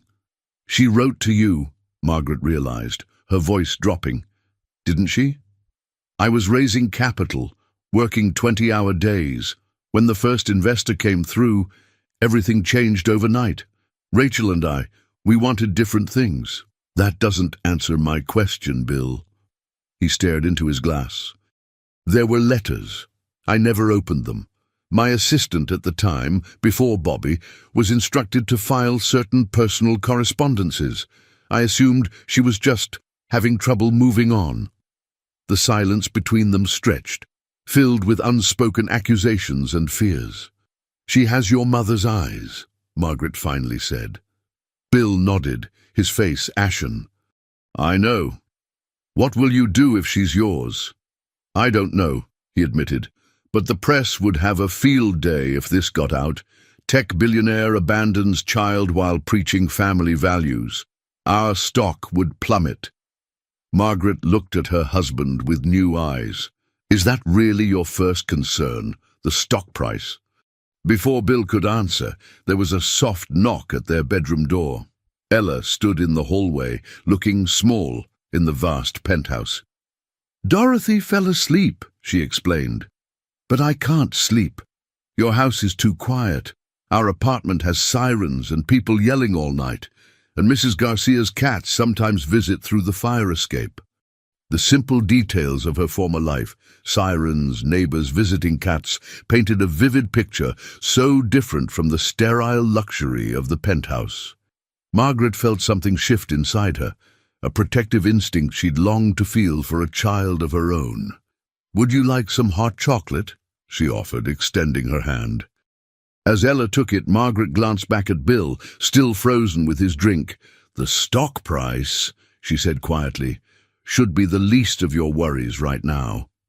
In the kitchen, as Margaret warmed milk for Coco, Ella studied the refrigerator photos. Bill and Margaret on vacation in Bali, at charity galas, on their yacht. "My mum kept your pictures too," Ella said. "The ones from magazines. Mrs. Garcia helped her cut them out. Mum said it was important I know what you looked like, for when I met you someday." Margaret's hand stilled on the saucepan. "Did your mum talk about Bill a lot?" Ella shook her head. "Not until she got sick. Then she told me everything. She said she never stopped loving him, even when he didn't want us." The simple brutality of a child's honesty left Margaret speechless. In her world of Manhattan elite, emotions were carefully managed, resentments expressed through subtle social maneuvers. This straightforward pain was unfamiliar territory. "My mom wasn't mad at him," Ella continued, accepting the mug of cocoa. "She said he had important things to do, and we would have just gotten in the way." Margaret watched the little girl blow carefully on her hot chocolate, her face a miniature mirror of determination and vulnerability. Whether or not the DNA test confirmed Bill's paternity, Margaret realized their lives had already changed irrevocably. Robert "Bobby" Taylor had been Bill Anderson's executive assistant for 6 years, a position that made him privy to the great man's triumphs and failures, strengths and weaknesses. He'd managed crises before: corporate espionage, a product recall, even the tabloid photos of Bill with that actress in Cannes before his marriage to Margaret. But walking into the office the morning after the boardroom incident, Bobby sensed this crisis was different. Bill sat at his desk unshaven, still wearing yesterday's shirt, staring at a stack of unopened envelopes tied with blue ribbon. "The DNA testing people will be here at 10, Bobby reported, placing coffee on the desk. "I've rescheduled your meetings for the week, citing a family emergency." Bill looked up, his eyes bloodshot. "How much do you know about Rachel Johnson?" The question startled Bobby. "Just what's in the file, sir. She wrote regularly for several years. The letters were filed according to protocol." "Protocol," Bill repeated hollowly. "My protocol for ignoring problems until they went away." Bobby had worked for enough powerful men to know when to remain silent, but he'd also grown to respect Bill beyond the typical employee-employer relationship. "If I may speak freely, sir," Bill gestured for him to continue. 4 years ago, on your instruction, I began reviewing all correspondence before filing. One letter contained a photograph of the child Ella on her 3rd birthday. There was a cake with 3 candles, and she was wearing a party hat. Bill's head snapped up. "You knew all this time?" "I placed the photo on your desk with the morning briefing. You glanced at it, then told me to handle it and file it away with the others." Bobby paused. Since then, I've sent a gift card anonymously to the return address every Christmas and birthday. I hope that wasn't overstepping. The revelation hit Bill like a physical blow. He had seen his daughter's face before and simply dismissed it. What kind of man had he become? How much? Bill asked after a long silence. Sir? And the gift cards. How much did you send? Bobby hesitated. $100 each time, sir. From my personal account. Bill closed his eyes. $600 total, birthday and Christmas for 4 years. A pittance to him, but perhaps significant to Rachel and Ella. And Bobby, whose salary, while generous, certainly didn't leave room for such expenditures, had done it without hesitation. I'll reimburse you, of course, Bill said. That's not necessary, sir. It is. Bill opened his eyes, facing his assistant directly. And Bobby? Thank you. A knock at the door interrupted them. Thomas Bennett from legal entered, his expression grave. We have a situation, he announced without preamble. Social media's buzzing with rumors about yesterday's boardroom incident. Someone on the executive floor talked. Bill cursed under his breath. How bad? Thomas handed over his tablet. On the screen was a tweet from a junior executive. Strange day at work. Little girl crashed the big boss's meeting, claiming to be his kid. Secret love, tech drama, billionaire baby. No names, but enough detail to start the rumor mill churning. The board is concerned, Thomas continued. They're calling for an emergency meeting tomorrow. And Ms. Patel from Child Protective Services called. She heard the rumors and wants to speak with you immediately regarding Ella Johnson. The mention of child services made Bill's stomach clench. What does she want? To understand your intentions, I imagine. The child was scheduled to enter foster care on Monday. If you're claiming paternity, there's a legal process to follow. Background checks, home studies, court appearances. It could take months. Months? Bill repeated incredulously. She could be in foster care for months while we sort this out. Thomas nodded grimly. Unless we find an interim solution. A relative willing to take temporary custody, perhaps. There isn't one, Bill replied. Just an elderly neighbor with arthritis and a cousin in Florida who apparently can't help. Then you need to decide quickly, Thomas advised. The DNA results will take at least 24 hours. Ms. Patel won't wait indefinitely, especially with the media attention building. After Thomas left, Bill turned to Bobby. Call Margaret. Tell her to expect Miss Patel for dinner tonight. Then get me Pastor Jim from Community Church in Queens. Dorothy mentioned him as part of Rachel's support network. I want character references ready. Bobby nodded, already dialing. And sir, the board meeting tomorrow? Bill squared his shoulders, decision made. Tell them I'll be there, with lawyers. That afternoon, Bill did something unprecedented in his career as CEO. He left the office early, heading not home, but to Queens. The address on Rachel's letters led him to a run-down apartment building with peeling paint and a broken intercom. The bodega on the ground floor had a faded sign, Garcia's Grocery. Inside, a heavy-set woman looked up from the counter. Can I help you? I'm looking for information about Rachel Johnson, Bill said, feeling strangely exposed in his designer suit amid the modest surroundings. And her daughter, Ella. The woman's eyes narrowed with sudden recognition. You're him, aren't you? The father. Bill nodded, bracing for hostility. Instead, Mrs. Garcia's face softened. Rachel was a good girl. Worked so hard for that baby. Even when she got sick, she kept going. Night classes, double shifts. Never complained. She reached beneath the counter and produced a small photo album. Here. Rachel asked me to keep this, in case Ella ever wanted to know about her early years. As Bill accepted the album, a record of the childhood he had missed, he felt the weight of a responsibility he could no longer avoid. The media storm hit faster than even Bobby had predicted. By morning, reporters had gathered outside Anderson Technologies headquarters, and Billionaire Baby was trending nationwide. Someone had leaked Ella's first name and Dorothy's connection, turning the elderly woman's Queens apartment building into a circus of journalists offering cash for interviews. Inside the penthouse sanctuary, Bill read the headline on his tablet. Tech Titan's Secret. Child claims Anderson paternity. We need to get ahead of this, Thomas Bennett, head of legal, advised during an emergency conference call. Issue a statement acknowledging the claim, stating that you're cooperating fully and requesting privacy during this sensitive family matter. Family matter. The phrase stuck in Bill's mind as he ended the call. Was that what this was now? In the guest bedroom, Margaret sat on the edge of Ella's bed, helping the child understand what was happening. There are people who write stories about famous people like Bill, she explained gently. They're very interested in you right now, but we won't let them bother you. Ella nodded solemnly. Mom said this might happen. She said people like stories about rich people's secrets. The child's matter-of-fact acceptance of the situation, her mother had prepared her even for this, reinforced Bill's growing recognition of Rachel's strength and foresight. Ms. Patel from Child Protective Services arrived promptly at 10, a no-nonsense woman in her 40s with a weathered briefcase and sharp eyes that missed nothing.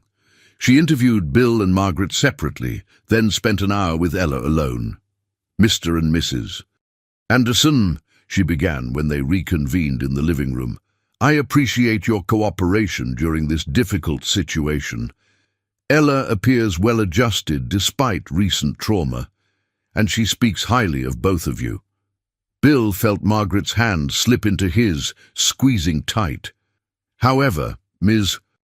Patel continued, I must emphasize that custody determinations aren't made overnight. Even with a positive DNA result, there's a process, background checks, home studies, court hearings.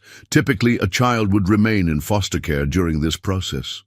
That's unacceptable, Bill interrupted. She's just lost her mother. She can't lose everything familiar now.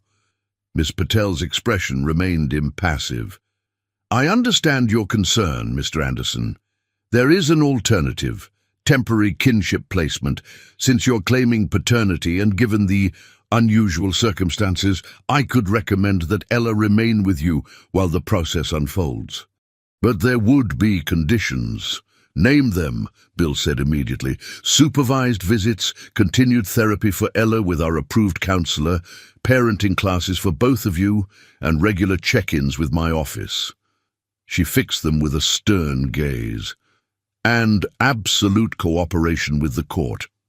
No attempting to expedite the process through financial influence or political connections.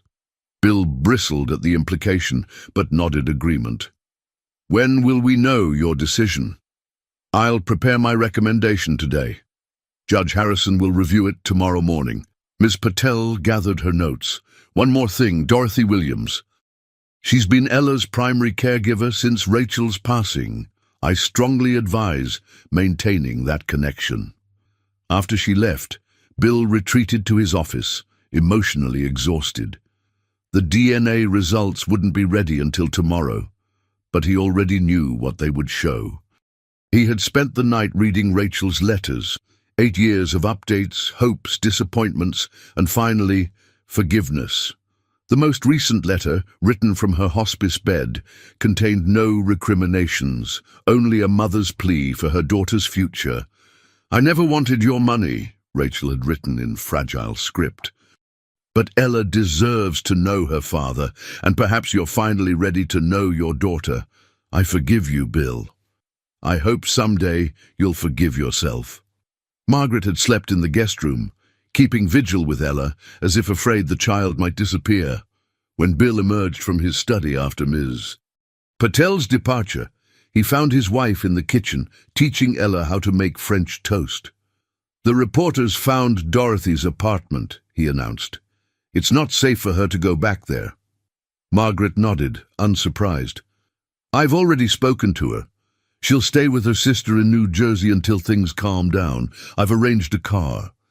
Bill watched as his wife efficiently managed this crisis, the same calm competence she brought to their shared life.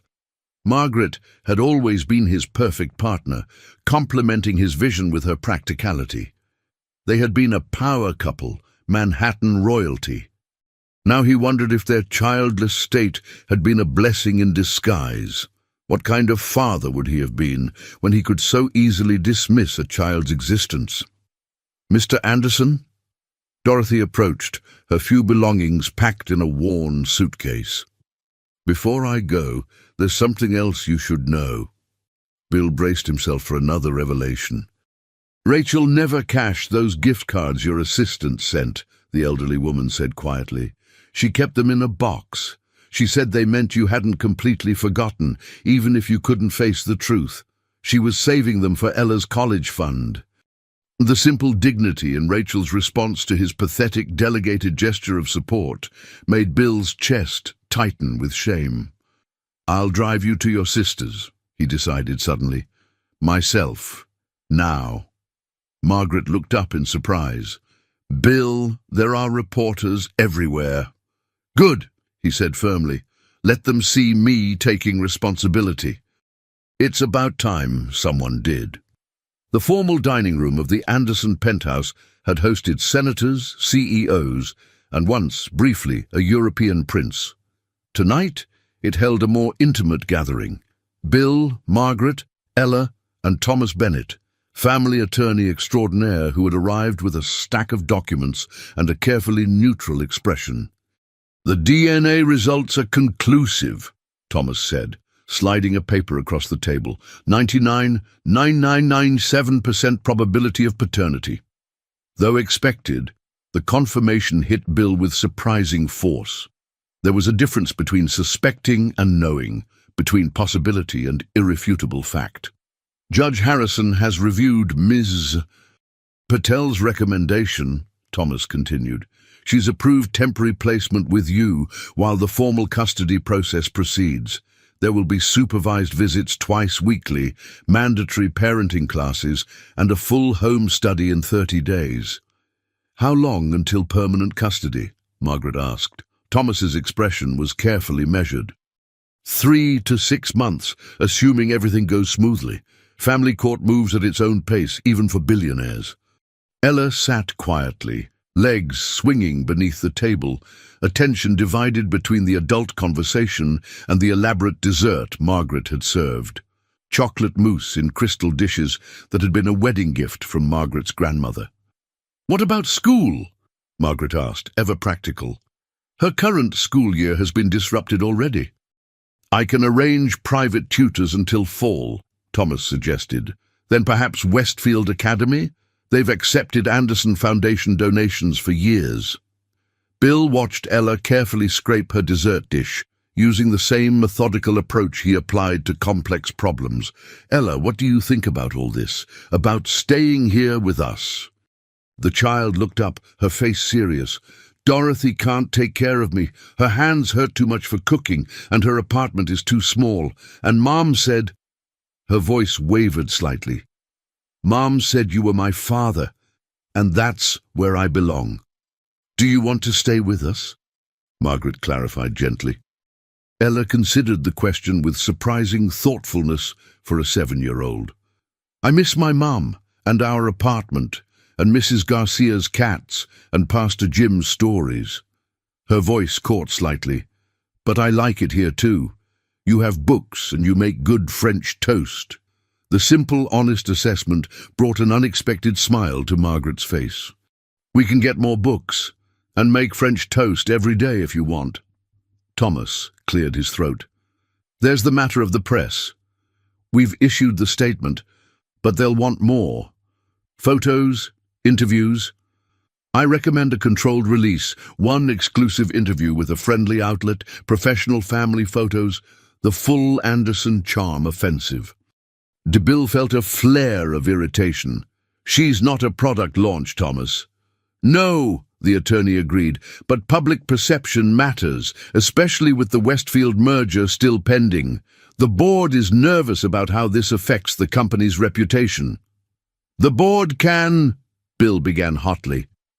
Bill, Margaret interrupted with a meaningful glance toward Ella. Maybe we should discuss these details later. After Thomas departed with instructions to finalize the temporary custody arrangements, Bill found himself standing awkwardly in the doorway of the guest room that would become Ella's bedroom. Margaret was helping the child get ready for bed, a domestic scene he had never imagined in their precise, orderly lives. "We'll redecorate however you like," Margaret was saying. "What's your favorite color?" "Green," Ella answered promptly, "like the trees in Central Park." "Green it is, then. And we'll need to get you some new clothes, books, toys." "I have clothes," Ella protested, "and toys at Dorothy's, and my special things at Mrs. Garcia's." "Of course," Margaret backtracked smoothly. "We'll get your things from Dorothy's and Mrs. Garcia's tomorrow." Bill watched his wife navigate the conversation with natural grace, envying her easy rapport with the child. When Margaret rose to turn down the lights, he stepped forward awkwardly. "Good night, Ella." The little girl looked at him solemnly. "Are you my dad now, for real?" The question pierced through his carefully constructed defenses. "Yes," he said softly. "For real. I'm your dad." Ella nodded, accepting this new reality with a child's adaptability. "That's good. Mum would be happy." After she fell asleep, Bill found Margaret on their bedroom balcony, staring out at the city lights. "You're good with her," he said, joining her at the railing. "It's not hard. She's an extraordinary child, Bill. Smart, resilient, kind, despite everything she's been through." Margaret turned to face him. "She's exactly the daughter we would have chosen if we'd had the choice." The irony wasn't lost on Bill. After years of fertility treatments and disappointments, the child they had longed for had been living just miles away, unknown and unacknowledged. "I don't deserve this second chance," he admitted, "or your forgiveness." "This isn't about what you deserve," Margaret replied calmly. "It's about what Ella deserves. And she deserves a father who will put her first, something you haven't done for the past 7 years. The brutal honesty was characteristic of their relationship. It was one of the things Bill had always valued about Margaret, her refusal to coddle his ego. "I don't know how to be a father," he confessed.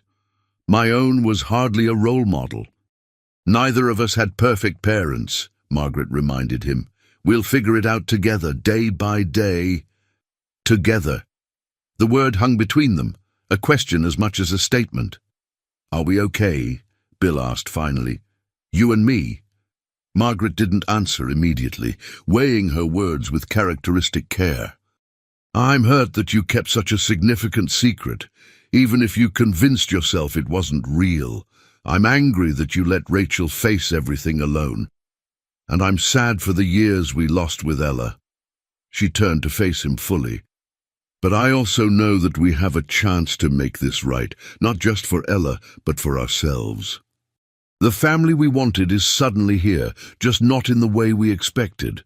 And you're willing to accept her just like that. It's not just like that, Bill. It's a choice I'm making, the same choice you need to make. To see this not as a PR crisis or a disruption to our perfect life, but as the gift it is." From inside the apartment came a soft cry. Margaret was moving before Bill could react, instinctively responding to Ella's distress. He followed, finding them in the guest room where Ella sat up in bed, tears streaming down her face. "I dreamed about Mom," she hiccuped. "She was trying to tell me something, but I couldn't hear her." Margaret sat on the edge of the bed, stroking Ella's hair. "That happens sometimes when we miss people. Our minds try to keep them with us through dreams." "She'd be happy you're here," Ella said, looking at Bill hovering in the doorway. "She always said you'd be a good dad if you got the chance."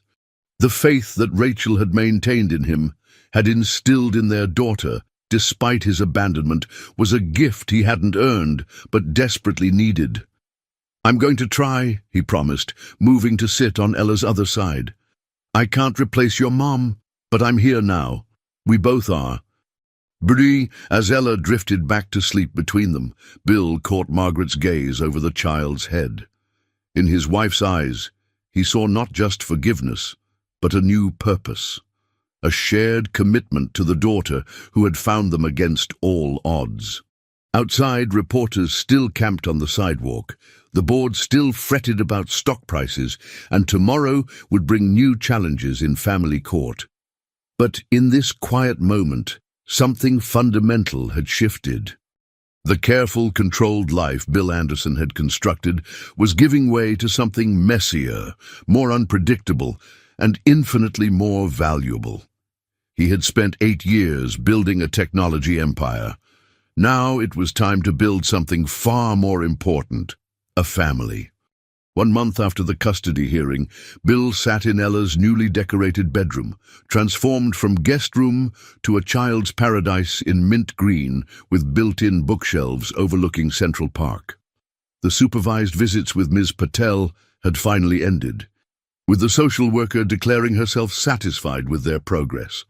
And then Ms. Philip said my math is advanced, Ella reported about her tutor. She's giving me 5th grade problems, even though I'm only in 2nd. That's wonderful, Bill replied, genuinely proud, yet still awkward in his role. You get that from both sides. Your mother was always good with numbers. Mum said you would stay up all night working on computer stuff, and she would study while you worked. She said you were both dreamers. The observation hit Bill with unexpected force. They had been dreamers. 2 ambitious people with big plans, until his dreams had taken precedence, and he'd convinced himself hers didn't matter. Your mother was right about a lot of things, Bill said carefully. I wish I'd listened to her more. Ella considered this, head tilted analytically. Do you listen to Margaret? I try to. She's much smarter than me about some things. Like what? Like people, feelings. What really matters? Ella nodded. She took me shopping yesterday. I've never had so many clothes before. Mum always got my stuff from thrift stores. Bill winced at the reminder of the financial disparity. Do you like your new things? They're nice, but I miss my old school. Will the kids at my new school know about me? About how I found you? Some might. But you don't have to talk about it if you don't want to. Mum said sometimes people would ask questions. She said I didn't do anything wrong, so I shouldn't feel bad about how I came to be. While he had been building his empire, Rachel had been building their daughter's resilience. Your mom was right, Bill said firmly. You have nothing to be ashamed of. Later, after Ella was asleep, Bill found Margaret in their office, reviewing applications for the Anderson Foundation's annual grants. She asked about visiting Dorothy this weekend, Bill said. I said yes. Margaret nodded. Good. Dorothy is her connection to Rachel and her old life. We need to nurture that, not replace it. Bill sank into a chair. How are you doing with all this? Really? Margaret's smile was tired but genuine. It's an adjustment. But Ella is extraordinary. I keep waiting to feel like she's an intrusion, but instead, she feels like a gift, the daughter we couldn't have. I don't deserve either of you, Bill admitted. Probably not, Margaret agreed frankly, but here we are anyway. The question is, what will you do with this second chance? Be a better man than I was. The man Rachel believed I could be. The father Ella deserves. And the husband? Margaret asked softly. Bill reached for her hand. That too. If you'll let me. Their moment was interrupted by a soft knock. Ella stood in the doorway in green pajamas, looking small and uncertain. I had the dream again, about Mom trying to tell me something. Without hesitation, Margaret opened her arms and Ella came to her. Bill watched as his wife, who had never expected to mother another woman's child, held his daughter with natural grace. In that moment, the 3 of them formed a new constellation. Not the family any of them had imagined, but perhaps the one they all needed. The visit to Dorothy's sister's home in New Jersey revealed another side of Ella, more relaxed, more childlike. Away from the penthouse's intimidating perfection, she blossomed in the cluttered warmth of suburbia, helping Dorothy make chocolate chip cookies while Bill and Margaret sat awkwardly on a floral sofa. "She's adjusting well," Dorothy observed, watching Ella play in the backyard. "Rachel would be pleased." "We're trying," Margaret said. "She's an amazing child." Dorothy nodded. "Rachel did a wonderful job with her, reading to her every night, taking her to the library when they couldn't afford books." "I've been meaning to ask," Bill said. "Rachel's medical bills, were they all settled?" Dorothy's expression tightened. "The hospital forgave some, but there's still about 30,000 owing." "I'll take care of it," Bill said immediately. "And I'd like to set up a trust for you too, Dorothy." The elderly woman shook her head. "I don't need your money, Mr. Anderson." "It's not charity," Margaret interjected smoothly. "It's family." As they prepared to leave, Ella gathered her things, including a small wooden box Dorothy handed her with quiet significance. "Mom's memory box," Ella explained as they settled into the car. "Dorothy kept it for when I was ready." Back at the penthouse, they gathered around as Ella carefully lifted the lid to reveal Rachel's treasures. A nurse's pin from her unfinished studies, jewelry, and more letters, these addressed to Ella. "She wrote me letters too, for when I'm older, for my birthdays and graduation and my wedding someday." Margaret blinked rapidly, fighting tears. What a beautiful gift. Inside a small velvet pouch was a silver locket containing photos of Rachel and Bill. "She always wanted me to have both of you with me," Ella whispered. "Can I wear it?" "Of course you can," Bill said, his voice rough with emotion. "It's more valuable than anything in our safe." Later, Margaret showed Ella their wedding album. "That's Uncle Robert," she said, pointing to Bill's estranged brother. "You haven't met him yet. He lives in California." "Does he know about me?" Ella asked.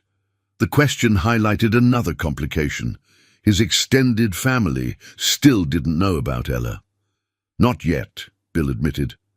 "But they will soon. Maybe we should visit them in California." "Could we go to Disneyland too?" Ella asked with a child's enthusiasm. "Mom always said we'd go someday." "Yes," Bill said. "We'll go to Disneyland and then visit Uncle Robert and Grandpa." That night Bill called his brother. Robert answered on the fourth ring, surprise evident in his voice. "Billy, is everything okay?" "Dad's not—" "Dad's fine. This is about something else, something I should have told you a long time ago." As Bill explained about Ella, the line went quiet. When Robert finally spoke, his voice was measured. "You know what Mom would say about this, don't you?" Bill closed his eyes. Their mother had been the family's moral compass. "That I've been given a chance to be better than Dad was. To break the cycle." "Exactly," Robert replied. "Bring her out here. We want to meet her. Dad too, believe it or not. He's been different since the stroke." More reflective. As Bill ended the call, he felt something shift, a reconnection to the family he'd left behind in his pursuit of success. Ella wasn't just finding her father. She was helping him find his way back to himself. The Anderson family's private jet touched down in Los Angeles on a perfect California morning. Ella pressed her face against the window, eyes wide with excitement. She had never flown before, certainly not on a luxury aircraft with her name embroidered on a special pillow, a surprise Margaret had arranged. "Are we really staying near Cinderella's castle?" Ella asked as they descended the airstairs. "The hotel is inside Disneyland," Margaret explained. "We can see the castle from our windows." Bill followed, carrying their minimal luggage. He was struck by how different Margaret seemed away from New York. More relaxed, her perfect composure softened into something warmer. Their first day at Disneyland unfolded like a dream for Ella and a revelation for Bill. He had visited before for business, but never experienced it through a child's eyes. Ella's wonder at the simplest things, character meet and greets, parades, shaped ice cream, was contagious. By evening, Bill found himself wearing Mickey ears, carrying souvenirs, and genuinely enjoying himself more than he had in years. As they watched the fireworks, Ella perched on his shoulders. He caught Margaret's eye. "Thank you," he mouthed silently. She smiled, understanding. This trip had been her idea, not just Disneyland, but the family reunion to follow. Their hotel suite overlooked the illuminated castle. As they settled Ella for bed, surrounded by new stuffed Disney characters, Bill noticed her fingering Rachel's locket. "Did you have fun today?" he asked. Ella nodded, her expression suddenly serious. "I wish Mom could have seen it." Margaret sat beside them. "Your mom is seeing it through you. And tomorrow, when we ride the teacups again, we'll think of her specially, okay?" Ella considered this, then nodded. "She would have liked you," she told Margaret. "She always said I should be brave and kind like her. You're like that too." The next morning, they drove to the assisted living facility in Malibu, where William Anderson Sr. resided. At 82, the former aerospace executive had survived 2 strokes, but retained his sharp mind and sharper tongue. Ella, dressed in her Disney dress with her locket prominently displayed, held tightly to Bill's hand as they were escorted to the Ocean View suite. Robert met them at the door, embracing his brother with genuine warmth despite their years of distance. Catherine had flown in from Seattle, bringing her teenage twins, who immediately took interest in their new young cousin. But it was William Sr.'s reaction that surprised everyone. The old man studied Ella with intense focus as she was introduced. "Come here, child," he commanded. "Let me look at you." Now, Ella approached without hesitation, standing before him with the same direct gaze she'd used when confronting Bill in the boardroom. "You have Marianne's eyes," the old man said, referring to his late wife. "And her backbone, too, I'd wager." To everyone's astonishment, he reached out a gnarled hand to touch Ella's face. "Your grandmother would have adored you." He looked up at Bill, his expression softening fractionally. "You did one thing right, at least." Coming from William Anderson Sr., it was as close to approval as anyone ever got. Ella's first day at Westfield Academy arrived with the crisp promise of fall. The prestigious private school had welcomed the Andersons' daughter with carefully concealed excitement. Having a billionaire's child enrolled was good for both reputation and endowment funds. "What if nobody likes me?" Ella asked, as their driver navigated Manhattan traffic. She wore the school's uniform, plaid skirt, navy blazer, and looked simultaneously younger and older than her 7 years. "They'll like you because you're you," Margaret assured her. At the school gates, they encountered what they'd been dreading: paparazzi. Despite legal warnings, a few photographers always managed to appear. 5 months after Ella's dramatic entrance into their lives, the story still held public fascination. "Ignore them," Bill instructed, keeping his arm around Ella. Westfield's headmistress greeted them personally, escorting Ella to her classroom while Bill and Margaret completed paperwork. When it came time to leave, Bill found himself unexpectedly emotional. "She'll be fine," Margaret assured him. "This is a good thing, Bill. Normal routine, children her age, academic challenges." Bill nodded, though his mind raced ahead to potential problems: children asking invasive questions, teachers treating Ella differently, the relentless public interest. "Sir?" Bobby's voice interrupted his thoughts. "Ms. Chen from legal is on the line. It's about the Johnson apartment." Bill took the call. When he ended it, Margaret was watching with concern. "What is it?" "Rachel's landlord finally agreed to sell us her old apartment," Bill explained. "We're closing next week." Since learning about Ella, Bill had been quietly buying the things that connected her to Rachel: the apartment where they had lived, the diner where Rachel had worked, even the hospice where she had died. Each property came with a plan.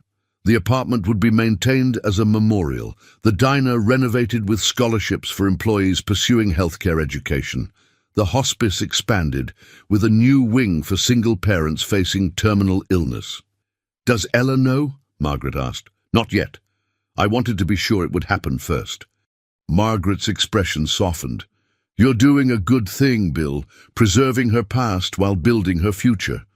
When they returned to the penthouse that afternoon, Ella burst through the door in excitement.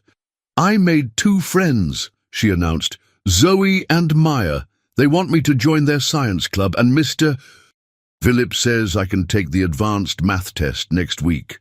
Bill listened to her chatter, relief washing over him. Despite everything, the unusual circumstances, the public scrutiny, the trauma of losing her mother, Ella was thriving. That evening, after Ella was asleep, Bill showed Margaret the plans for Rachel's former apartment. "I thought we could take Ella there this weekend, let her collect anything special she wants to keep."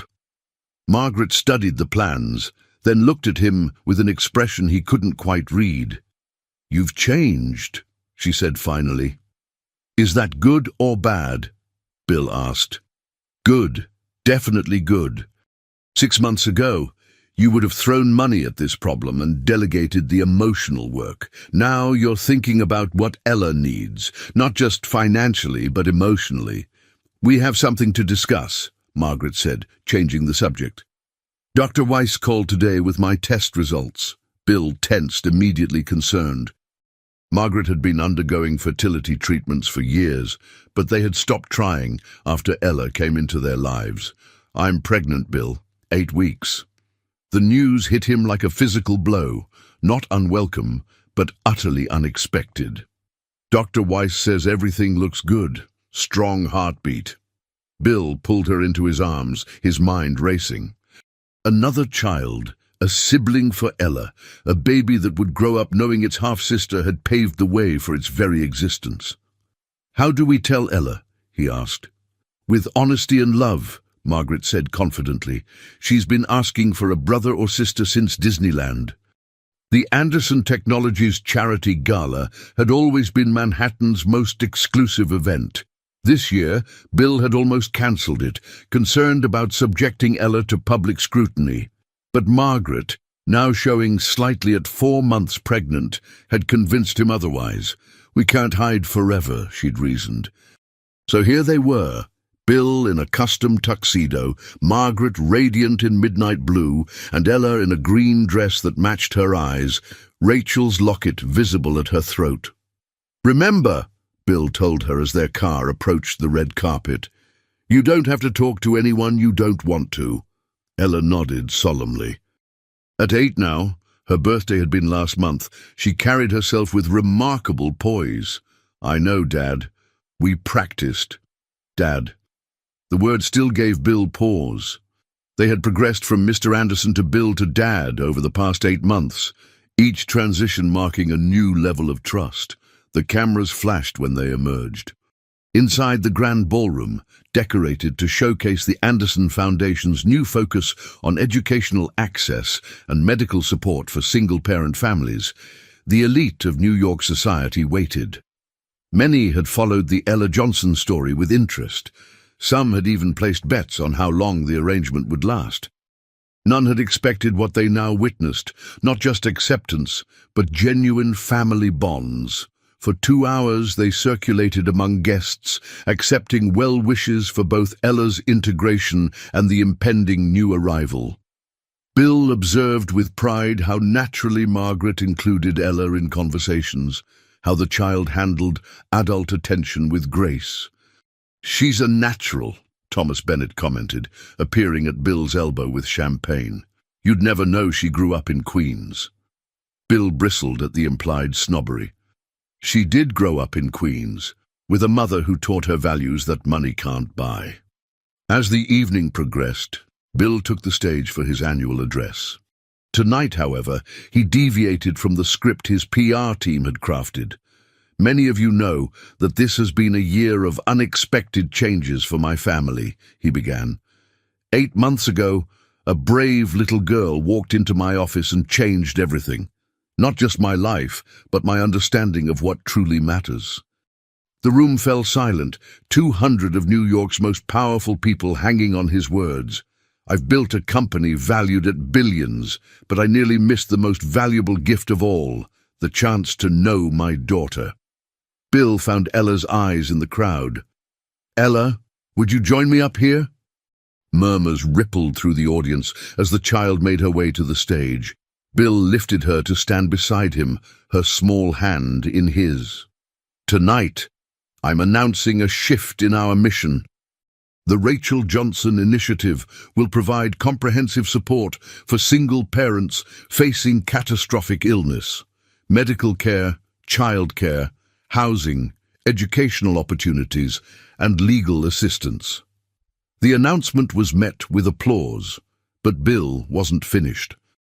Rachel Johnson did something far more impressive than building a company. She raised an extraordinary daughter, alone, while facing terminal cancer. She did it with grace, courage, and love that I can only aspire to match. Tears glistened in Ella's eyes as she looked up at her father.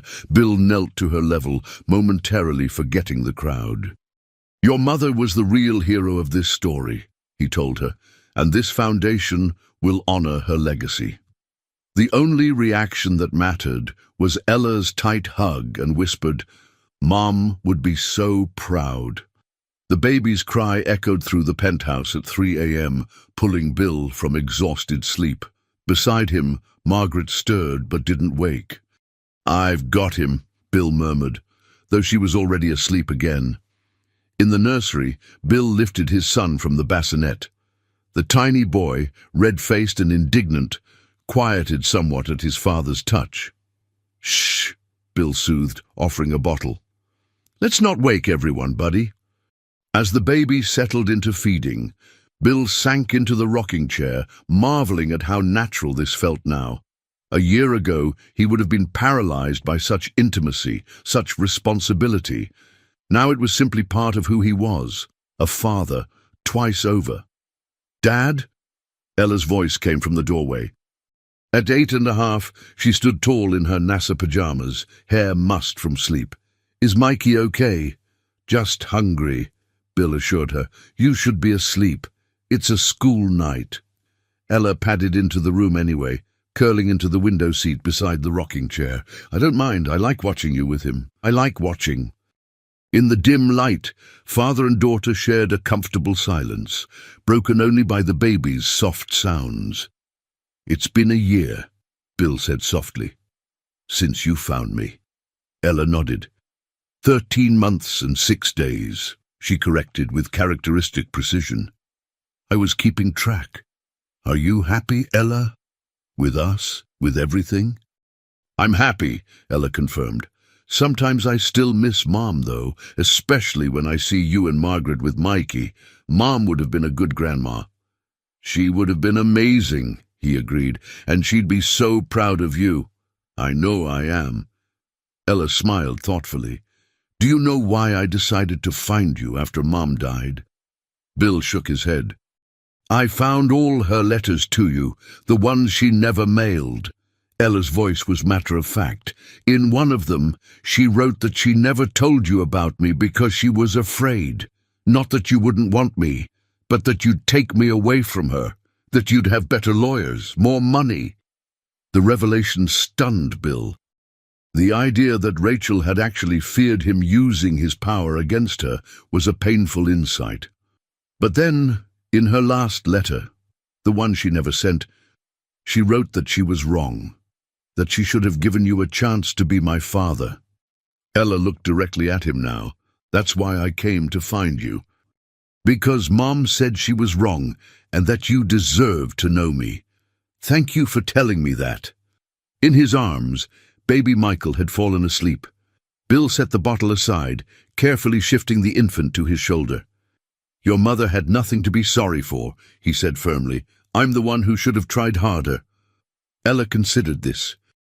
Maybe you both made mistakes, but it worked out okay in the end, didn't it? We found each other. The simple assessment, forgiving both parents their human failings, reflected wisdom beyond her years.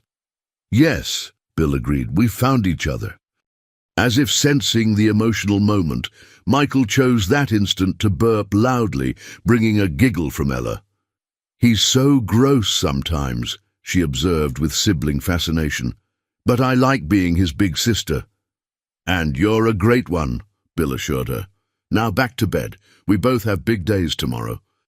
Tomorrow was the grand opening of the Rachel Johnson Memorial Wing at Queen's General Hospital. Ella would cut the ribbon alongside Bill and Margaret, a family united in honoring the woman whose absence had paradoxically brought them together. As Bill settled Michael back in his bassinet, then walked Ella to her room, he reflected on the journey of the past year. From the shock of Ella's appearance to the joy of Michael's birth, from the rekindling of his relationship with his own family to the profound shift in his priorities, every step had been unexpected, yet somehow inevitable. Margaret had awakened when he returned to bed. "Everything okay?" she murmured. "Perfect," he replied, meaning it completely for perhaps the first time in his life. "She changed us," Margaret observed sleepily. "That little girl from Queens." "For the better," Bill agreed, holding his wife close.